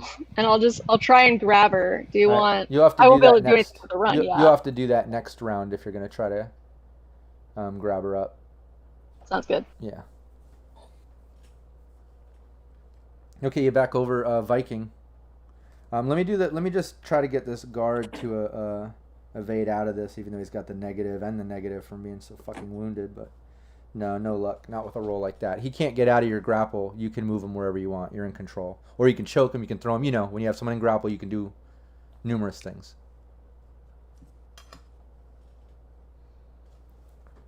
Viking, are you on mute? Sorry. Yeah. All right. So I am holding him, and I'm like, "Hey, is anyone moving?" Or sorry, no, I wouldn't say that. He already tried to stab. I look at Valentine, like, "The fuck are you doing? I'm trying to save this guy. Get the fuck in the stairs. Get out of here." Eddie, what the fuck are you doing over there? Get these fuckers moving. Let's go. You want to fight about it? I'll get you. Man, the dynamics in Team Spicy is so spicy. We're aptly named. Yeah, anybody watching, this is Team Spicy. If you can't tell, they're very spicy. But yeah, Viking, what are you doing? You say all that. Are you gonna try and move him? Yeah. Yeah, I mean, I was gonna try and wait for you guys, but yeah, I say fuck it, and I start making my way down the stairs, dragging this guy with me. Okay. Yeah, you can do your move, and from where you're at, you could enter the stairs. You can get in there. I think that puts me halfway down the stairs or something like that. Because I have a move of 6. Okay, yeah, and then you're kind of using all your movement, obviously, to go. Yeah. So yeah, you can get in there and at least down the stairs a bit. Cool. Yeah. Scientist is kind of like walking, finishes walking over like to leave. He's just kind of waiting on Eddie's command since Eddie's the one that's kind of telling him what to do. We're back over to Eddie. You want to try to grapple her up? You can go for it. Shouldn't be difficult at all. She's like not even really trying to fight. She's just annoyingly on the ground. Yeah. All right. Unless you like crit fail roll this, you should easily be able to grapple her up. Don't you jinx me. Hey, gotta let it be known. I did good. Nice. Hell yeah. Yeah, you easily grapple her up. She's still kind of like terrified, especially when you grapple her up. She's like, oh shit, don't hurt me. Just shut up and walk. And like try and start walking back. Or like with some purpose. Walking with purpose. Yeah, you're in control. You can drag her all the way back over here. And for the sake of, time in this moment, since no one's really fighting, that dude's dead. The other guy is grappled with Viking. The scientist is following. You've got this other girl grappled up. She's terrified. She's not going to be able to fight her way out. I'm going to give one more chance for this guard guy to get out of your grip there, Viking. But again, he's so wounded with his negative to any action, plus his negative to any action while being grappled. Let's just see. He would have to do really well to get out of this. And I rolled a fucking 1, so I'm not even going to roll the second. You still got him. So yeah, you guys can all get in the stairwell. Let me get downstairs.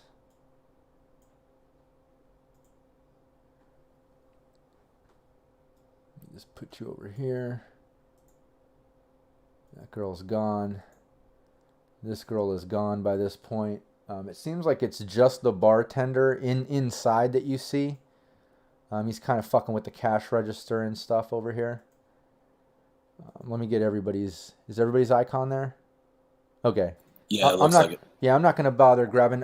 Viking, you've got that guard grappled up. Eddie, you've got that female scientist grappled up. The male scientist is following right behind. Valentine, you're there. Cody is sitting there. He just kind of like stands up and looks at all of you guys. He's like, holy shit, I was hearing all of that. You guys, oh my God, are you guys okay? He's like looking at you all. Yeah, dude, we're doing, I guess, okay, but it's time to fucking move. Like, let's go. I'm ready. Let's go. I'm gonna just over my shoulder, just tell the bartender, don't bother like locking up, man. You might want to just skedaddle. Yeah, the bartender looks over when you guys kind of step out. Let's at least get you out of VIP. You know, he notices that, you know, you've got a guard grappled up. Eddie's got a scientist grappled up. There's another scientist. You guys are bleeding. You know, Viking's bleeding. I believe Valentine. And right now we'll say like your cybernetics are coming back to use. So, you know, Eddie, you have your other arm. Everybody's other things are back. But yeah, give me, this is going to be a serious negative to this, but give me, you know, that persuasion roll, Eddie, from what you just said to the bartender. Cool. I got to interrupt. I need to snag Cody. Uh-huh. I need to snag Cody from the VIP. Yeah. Cody saw you when you came. He's following. When you came out, you know, he like I said, mentioned y'all. Holy shit, I heard all that. You know, and he's following. Oh, I thought that was the bartender. My bad. No. That was Cody. He was basically saying he heard that all on the agent or whatever. Right. Yeah, he heard all that ruckus and fighting and arguing and craziness going on. So he's like, holy shit. But yeah, he's following. He's right there with all of you. Yeah, and the bartender just kind of like looks at you and he's like, whoa. He's like, whoa. What the fuck are you guys doing? A job? He's just like, holy shit. He's like, no, dude, don't do this. Don't do this. He's like, what the fuck? He's like, holy shit. And he kind of like turns around and starts walking this way. Yeah, let me check the It's already done, man. Sorry. Let me check the distance on that. Yeah.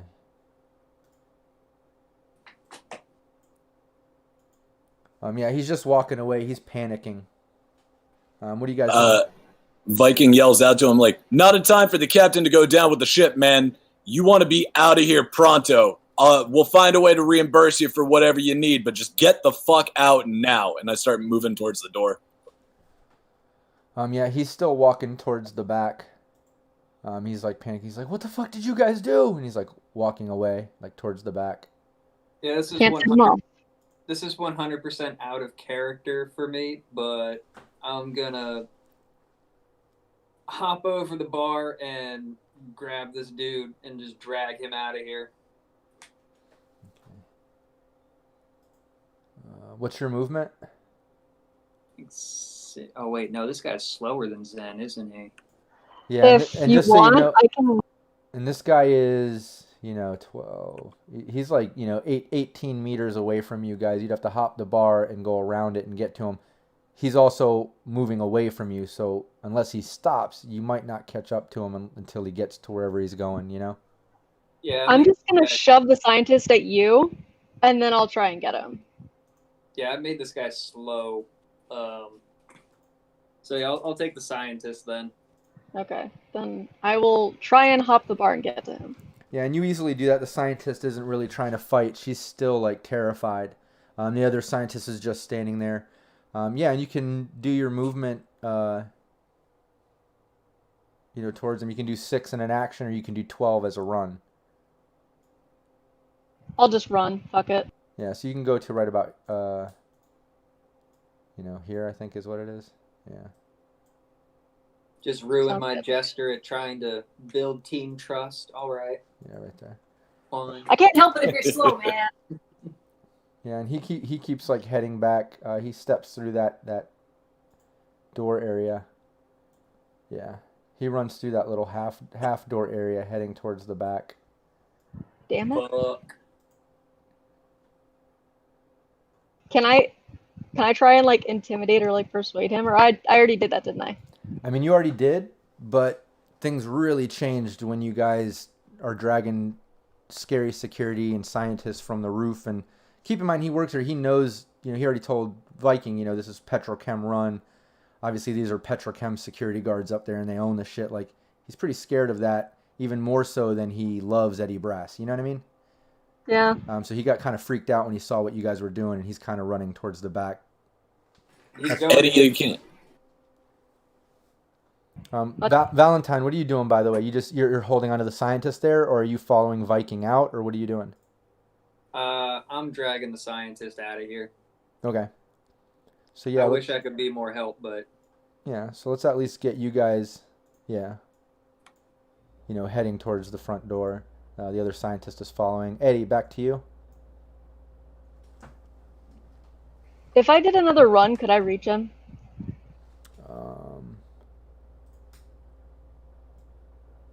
No. You could get right to where the door is. Right to I'm telling you, Fuck he's it. headed. He's not he's- listening to me. He's headed for the panic button, bro. Not a whole lot I can do about it.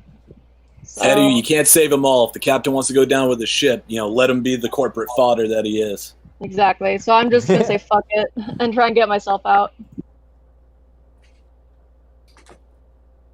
An effort was made. Okay. Yeah, so you run back that way. Yeah, and you guys are running towards the door. We'll say, like, by the time you guys get right about here, Eddie's trailing a little farther behind. Obviously, Valentine's right behind Viking. The scientist is following. You guys are dragging the other girl. Cody is right there behind you, Valentine. But right when you guys are getting towards the door, you hear, the whole place starts flashing lights, the internal, like, emergency lights. And you hear an alarm going off, like, meow, meow, meow, like, dude obviously hit some type of panic button or something. I'm going to see if he locked those doors on us. I almost told Cody to open all of the doors on our way out. Yeah, when while you he get was still. Ugh. yeah, when you But I get didn't- up to the door there, Viking, just since you already mentioned it, yeah, the door is locked. I'm assuming it's a metal door too, huh? Yeah, it's definitely a thick steel door, not thin. If you're thinking of like SP or whatever, it's definitely a thick steel door, nice front secure door. It's an electric lock.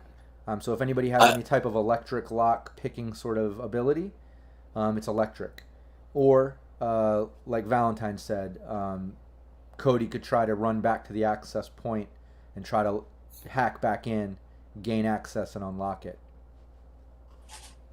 Yeah, I mean, Viking would look at the kid and be like, Cody, this is your time to shine. Pretty much. Valentine? He's not much of a tech guy. He can hack it, but he'd need to get back to the bar and jack in again. Well, Yeah. otherwise we're all gonna get blown up. Well, also keep in mind, too, the bomb's not on a timer, necessarily. Valentine just needs to message the private line of Continental Brands. His little private line he has saved on Well, I his agent. haven't- Green light, and that means you guys are I mean, safe. Yeah, I'm living in a world, he hadn't mentioned that. He just said it's going to be That's true. detonated by someone else. So That's I'm like, true, too. I don't fucking know when that's going to happen. That's true.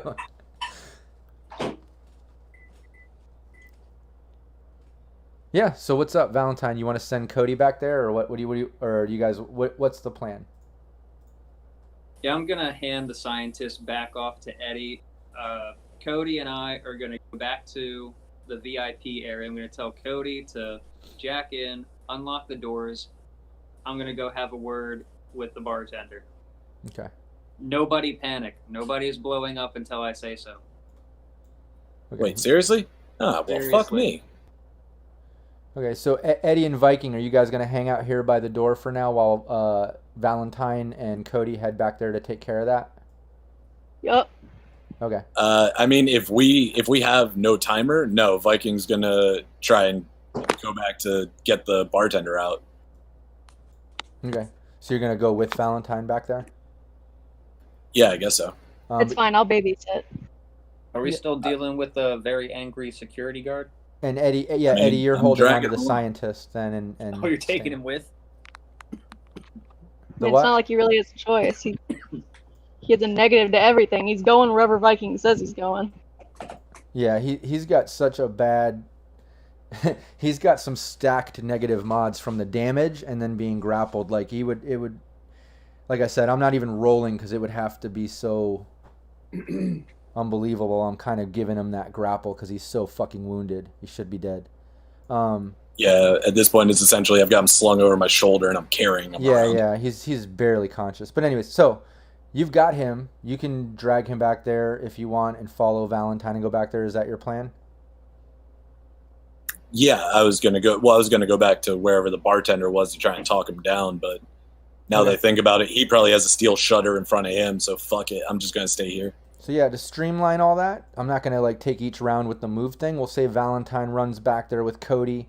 Viking, if you're not worried about going back there, you can stay there. And hey, how did you know I needed more water?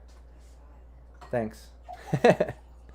But yeah, so you get back there with Cody for him to hack the system. I'm going to do a series of net running rolls just to see how he gets through and what happens for time-wise. But you go back there. While I make those rolls, Valentine, you said you wanted to go over to where the bartender went or whatever?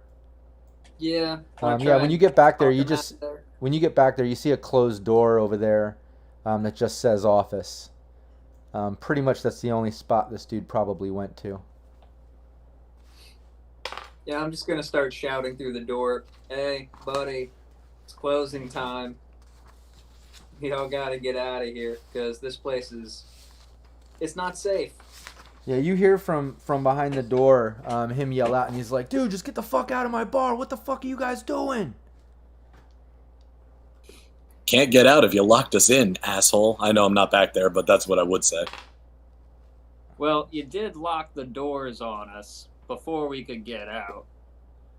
Therein lies the trouble, you see. I guess if brains was dynamite, you wouldn't have enough to blow your nose. He's like, man, just get the fuck away from me, man. You guys fucked up. Yeah, and right then Cody kind of like chimes in on the comm there, and he's just like, all right, man, I'm through. I'm going to try to get control of this control node. Just had to fuck up another asp. Hold on.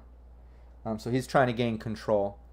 Eddie, Viking, you guys are still chilling at the door, right? You are correct, sir. Yeah.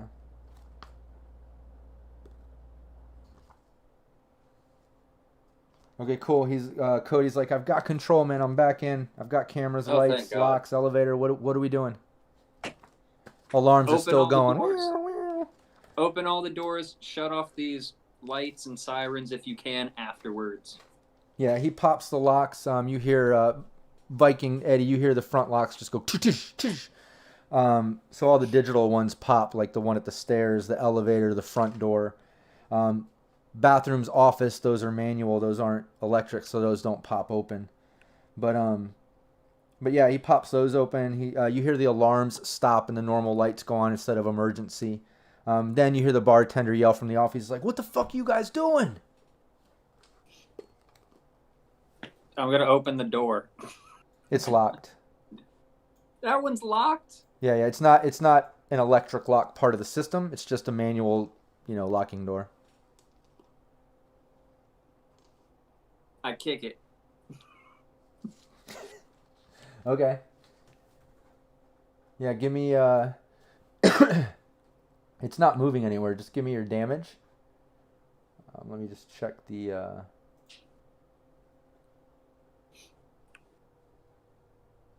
I got a body of 7. Yeah, so it's a 3d6. So you just alright.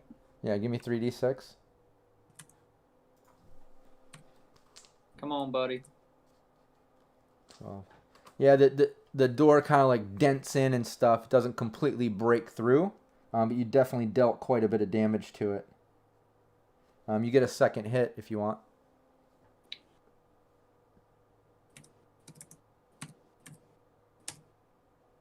Yeah, it almost breaks off of the hinges, but it's still kind of hanging on. You hear the bartender kind of like press against the door, like, and he's like, "What the fuck, dude? Leave me the fuck alone, man!" He's kind of like pressing on it. Over to Viking and Eddie. You guys are at the front. You heard that door unlocked.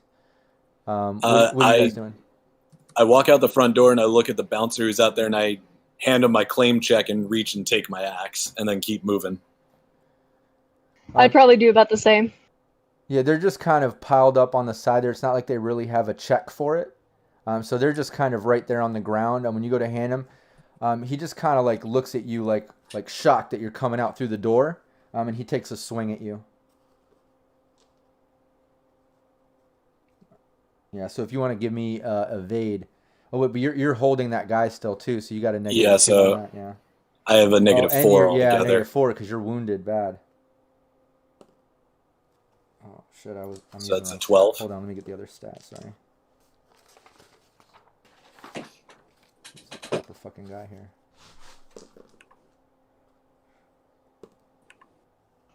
Can I throw the scientist at the guy? Yeah, 11 or Throw higher my meat on shield. the first one. 12. Yeah, you dodged the first one, and next one 18 or higher. Nice. Hell yeah. Yeah, you 19, dodge both. yeah. He takes a couple swings. He's like, yo, what the fuck, man? He takes a couple swings. You dodge him. I'll let you counter on that. Eddie, you're coming through the door. You're seeing this go down, but Viking, if you want to, I'm not going to dive into initiative and drag this all out. Obviously, you pop out. He takes a couple swings. You dodge. Do you want to drop the dude and counter attack, or what are you doing? No, literally, I dodge the punches, grab my axe, and then just take off. Oh, okay. Aren't you grappling that guy still? Yeah, I'm holding him. Okay. Yeah. My axe is a one-handed weapon. Yeah. So what's your movement at now? My movement's at 6. Okay. And then I think with having this guy, with how wounded you are, we've got to. I don't know if it's listed in there, but I'm like inclined to do a little bit of homebrew negativity with that movement. You're so fucking wounded, and you're grappling, dragging this guy. I feel like it's only fair that your movement would go down a little, right? That's actually specifically a thing for the later. Seriously wounded, right? No, for mortally. Where is it? Oh, here, I got it here.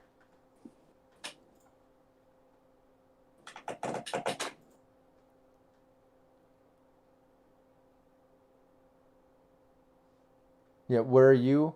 How wounded are you? You're I'm only seriously. Okay. Yeah. All right, that's fine. We'll just keep it at that then. Even with grappling the guy while seriously wounded, he's still not able to get out of it, so. All right, cool. Yeah, you're, you grab the axe as your action. You start, walking away from him. He's just like, yo, what the fuck? And he's like following behind you. Eddie, you're right. You're popping out the door. What are you doing? If I saw that security guard swinging at Viking, I'm probably going to take the scientist and say, not it, and shove her at him and try and get him distracted with that so I can grab my bat and cheese it. Okay, hold on. Let me, I think this is, I need to reveal. The whole map is, can you see that now? No, I can't see anything.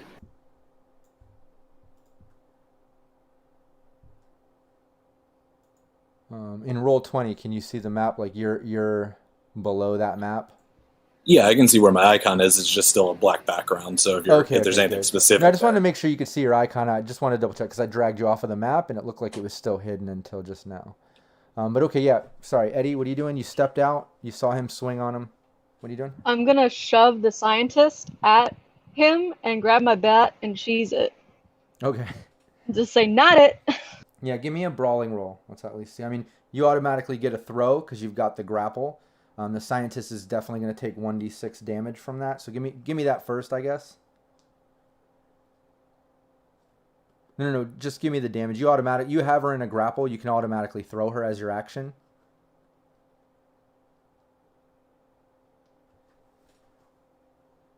Okay, cool. This poor woman. No. I think it's 1d6. 1d6, right? When you throw her. Or is Push to talk. Or is it your body stat? It's the body stat directly to their hit points. Okay, what's your body? No armor. 6. Okay, cool. Thank you, Alex. Yeah, you hear her kind of grunt and take a little bit of damage there. But I believe, ungrappling and throwing, that's your action. So it's not like you can throw her and then pick up your bat. I don't believe. At least it'll distract him for a second. Yeah. Yeah, exactly. You can throw her, but now you can't, you have to wait to the next round to pick up your weapon. But yeah, you at least did that. Yeah, and he kind of like catches her, when you shove her towards him. So, yeah. Viking, you're still running away? Getting away? Yeah, I'm gonna keep moving, but I yell back to the bouncer. I'm like, dude, this job doesn't pay you enough. You might want to start running with us.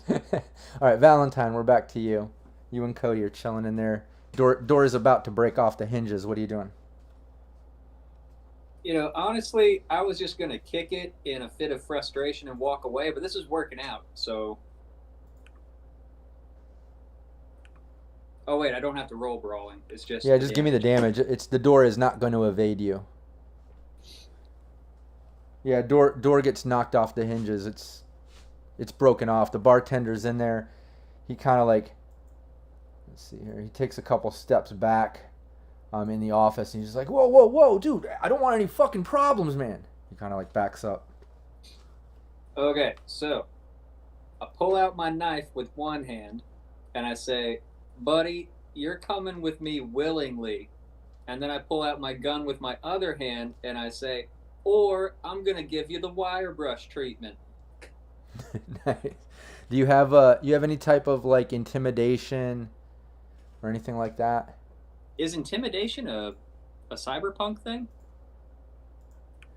Yeah, it's under will. Yeah. Huh. No, I do not. Okay. You can give me a persuasion. There's going to be a little bit of a negative mod to that just because of the circumstances of this bartender and being pissed at what's going on. Okay, cool. Yeah, he's just like, I want no trouble. He's like, all right, whatever. What the fuck? And he starts like walking towards you like he's complying. It's like, come on, bud. They don't pay you enough. All right, he's following you. All right, we leave. For the love of God, we finally leave this wretched place. All right, yeah. Let's move you down here. Let's get the bartender following. Eddie, we're back to you. You picking up that weapon, or what are you doing? I sure am. And then I'm cheesing it. Yeah, and just so you know, when you do that guy, he pushes the girl aside. He does take a swing at you. Rude. I can evade though, right? Yeah, totally. Yeah, 15 or 12. Nice. Do I need to do another one? Yeah, second evasion for 12. The second hit, he takes a couple swings at you. Nice, you dodge both of them. I'm slippery. Yep. So I take it you're still moving on with Viking? Yes. Okay, cool. Yeah, and Viking, you can keep pressing forward. Yeah, and the guy just kind of like takes a stumble towards you, like looking at you guys running away. He's like, what the fuck, man? Fuck you guys. Right then, Valentine, you, the bartender, Cody just kind of step out. The bouncer dude like turns around and looks at you and he's like, what the fuck? Kind of caught him by surprise. I'm like, seriously, dude, it's time to move. Even your bartender boy over there is moving with us. Let's go already. Yeah, he just kind of like puts his hand. He sees Valentine walking out with the bartender and stuff, and he's just like, "What is going on?" Bartender's like, "Dude, fuck these guys. I don't know. We're fucked." Fuck these guys. Yeah, and the bouncer guy just kind of like shakes his head and puts his hands up, and he's like, "Fuck, man." He's not really fighting back. He just seems more, completely like a drain of emotion, like devastated that shit is going south. And it might not be that he's so scared of you guys, you know what I mean? Yeah, I imagine he probably isn't. But yeah, the bartender's following you, Valentine. You guys just cheesing it with Eddie and Viking. Yeah. All right, cool. Yeah, you guys can walk away. The bartender's following. He's kind of more I don't know, intimidated by the gun and knife and that you have on him. The fact that you guys just fucked up that security guard and scientist, dragging him out and stuff. So he's following. The other scientist is kind of like with the bouncer, who's just kind of like standing there, and he's still kind of like shaking his head like, fuck, man. You guys heading back into the elevator into the building, or what are you doing? Yeah. Yeah, Ground floor, I mean, please. yeah, heading the fuck out. All right. Yep. Yeah, that It's gonna dude's be an awkward elevator ride. yeah, that guy stands back with that scientist. He's just like standing there shaking his head, and you see him like pull out his agent and start making a call as you guys get into the elevator of the building from the roof. You're in there. You're with the bartender, the scientist. That the dying guard, I guess. You're still dragging them around. You're heading down. On the way down, there's three other people at different stops get in from the apartments, and they're just kind of like staring, like, what the fuck? Do you guys want to say anything to them? Mind your business. Rough night at the bar, man. Now slap that agent out of the scientist's phone, out of the scientist's hand. No, it's when you guys walk away, it's the bouncer at the door that was shaking. It's like, fuck, man, with the chick scientist that got thrown at him, who's kind of crouched down at his feet. He's the one that pulled out his phone as you guys were getting in the elevator. Oh yeah, I just slap it right out of his hand. You'd have to walk back. Remember, he's back by the club door. You guys were walking away, getting into the elevator. Oh, he didn't come with us. No, the bouncer didn't. I forget that guy. He's just standing there. Can't save them all, Yeah. Well, when you're in the elevator, anyways, out of those three people, you're like, rough night at the bar, this, not whatever. One of them's like pulls out her phone, and she's like, do you want me to call somebody? Yeah, probably a cab. She's like, I'm thinking you guys need a hospital or some police. She starts dialing on her agent. She's like looking at you. Remember, you guys are kind of bleeding. You're holding a dying security dude. Like, people are kind of fucked up. I'll say to her, is this your first night in Night City?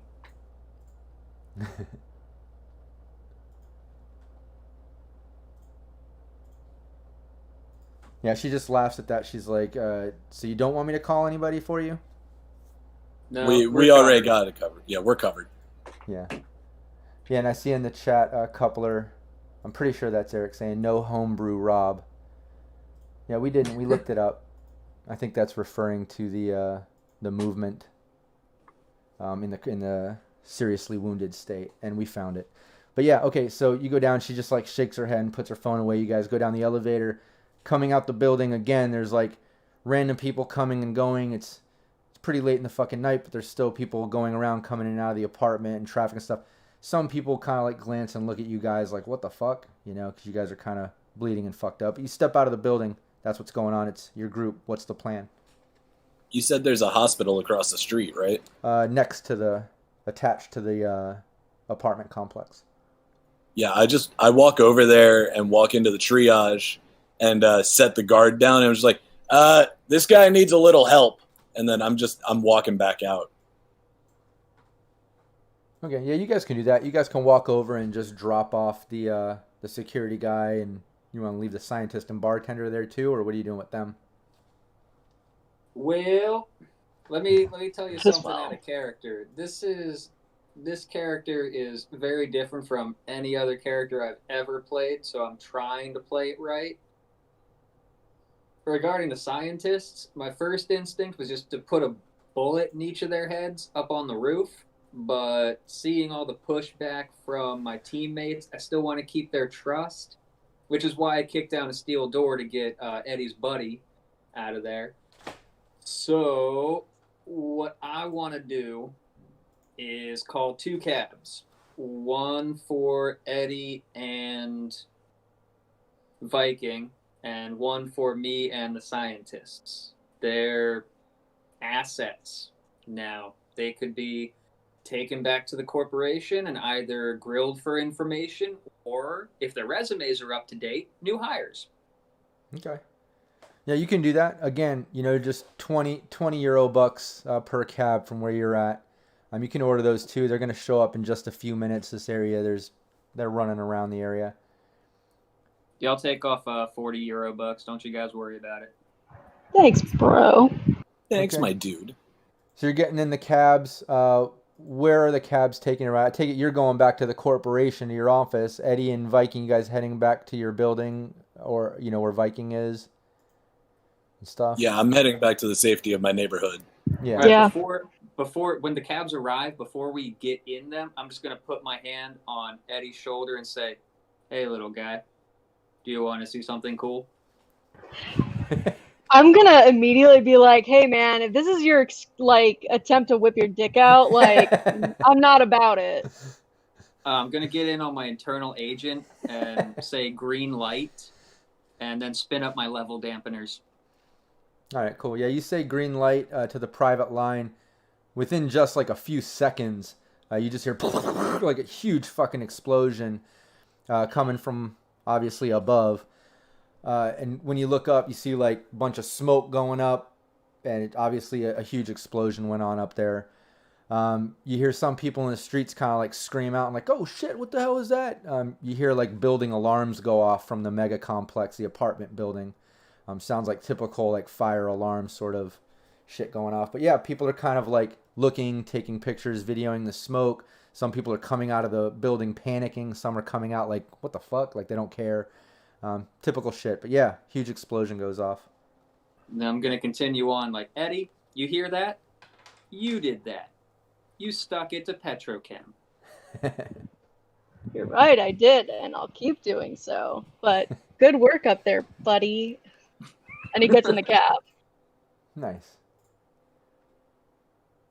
Yeah, you're a natural born corpo, they say in the chat here. And Well, yeah, thanks, guys. how do you do a private message in Roll20? I haven't used that before. I'm not sure. There's a way to do it. Let me see.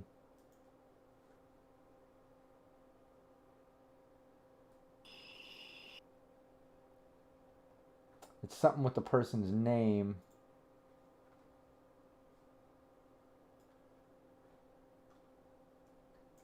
Looks like /W coming from the chat, probably for whisper. Is it /W and then I have to put the person's name or something, right? I'm thinking that, yeah. Yeah, nothing's popping up to grip. I'm gonna have to learn that, but yeah, after that goes through a few seconds, the bomb goes off, and then all of a sudden your agent goes off, Valentine, cha-ching, and you basically are getting your pay. Yeah, with Roll20 it says /W. That's what he says in the chat here. Isaacs maybe uses it. Let's see if that works. But I'm not sure. Oh yeah, it does pop up. I didn't put the space. So, but yeah, you get the your agent goes off. You hear like a cha-ching, and some funds appear into your account, your agent account, transferred from Continental Brands. Oh no, you're putting this on me. Which is pretty normal, after you do a gig for your company, you send in the green light on these black ops, and then usually when that confirms the success of it, cha-ching, your agent gets the transfer.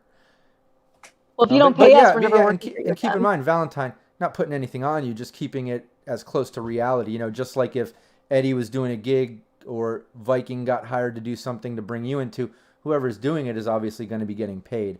I'm just trying to keep it all within, how it would be. And you can play it out however you want, but you just got paid from the company for that gig. Yeah, you got it.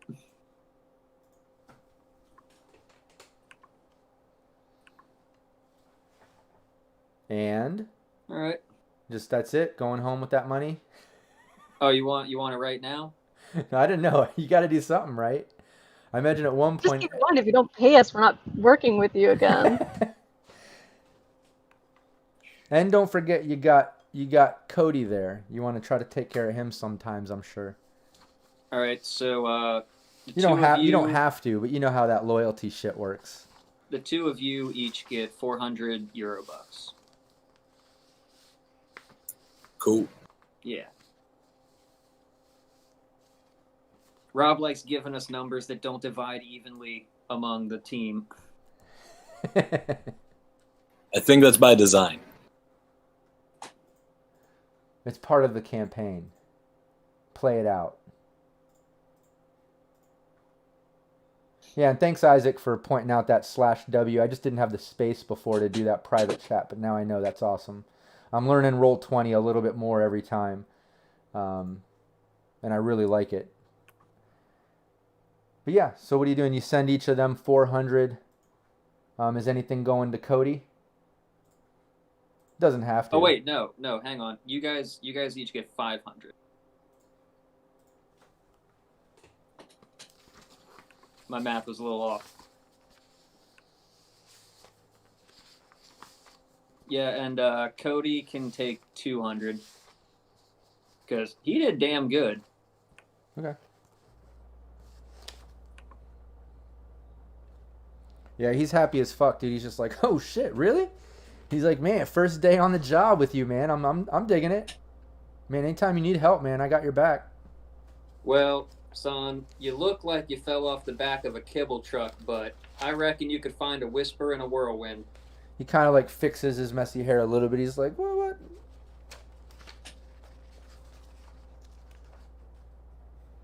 Yeah, let me see.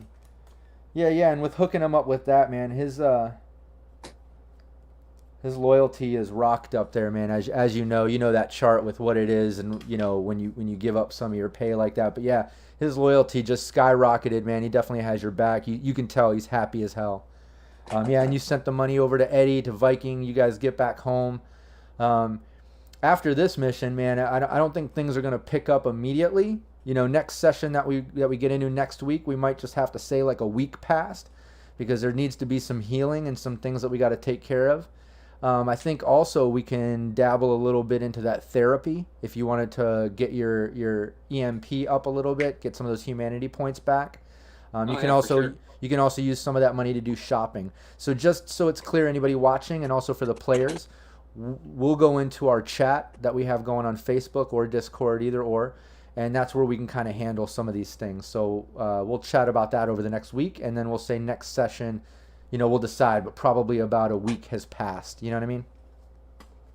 Sounds good. Cool. All right. Anything else that you guys want to go over? Cool. Then Good game, guys. Yeah. I'm just Rob, I was going to say the other thing we're going to go over is the experience. You know, we'll go over that in the chat as well, because as you know, with Red, there's a whole new experience chart in the way that works. So just give me a little time and I'll get those report cards together. You know what I mean? I hope you guys don't mind good. if I bail on you now, because it's pushing 1 o'clock here. Yeah, no problem, man. Thanks so much for playing. I think it was a great first session for Red, and we'll see you next week. Thanks, everybody, for tuning in. Please like and share. We'll see you next week.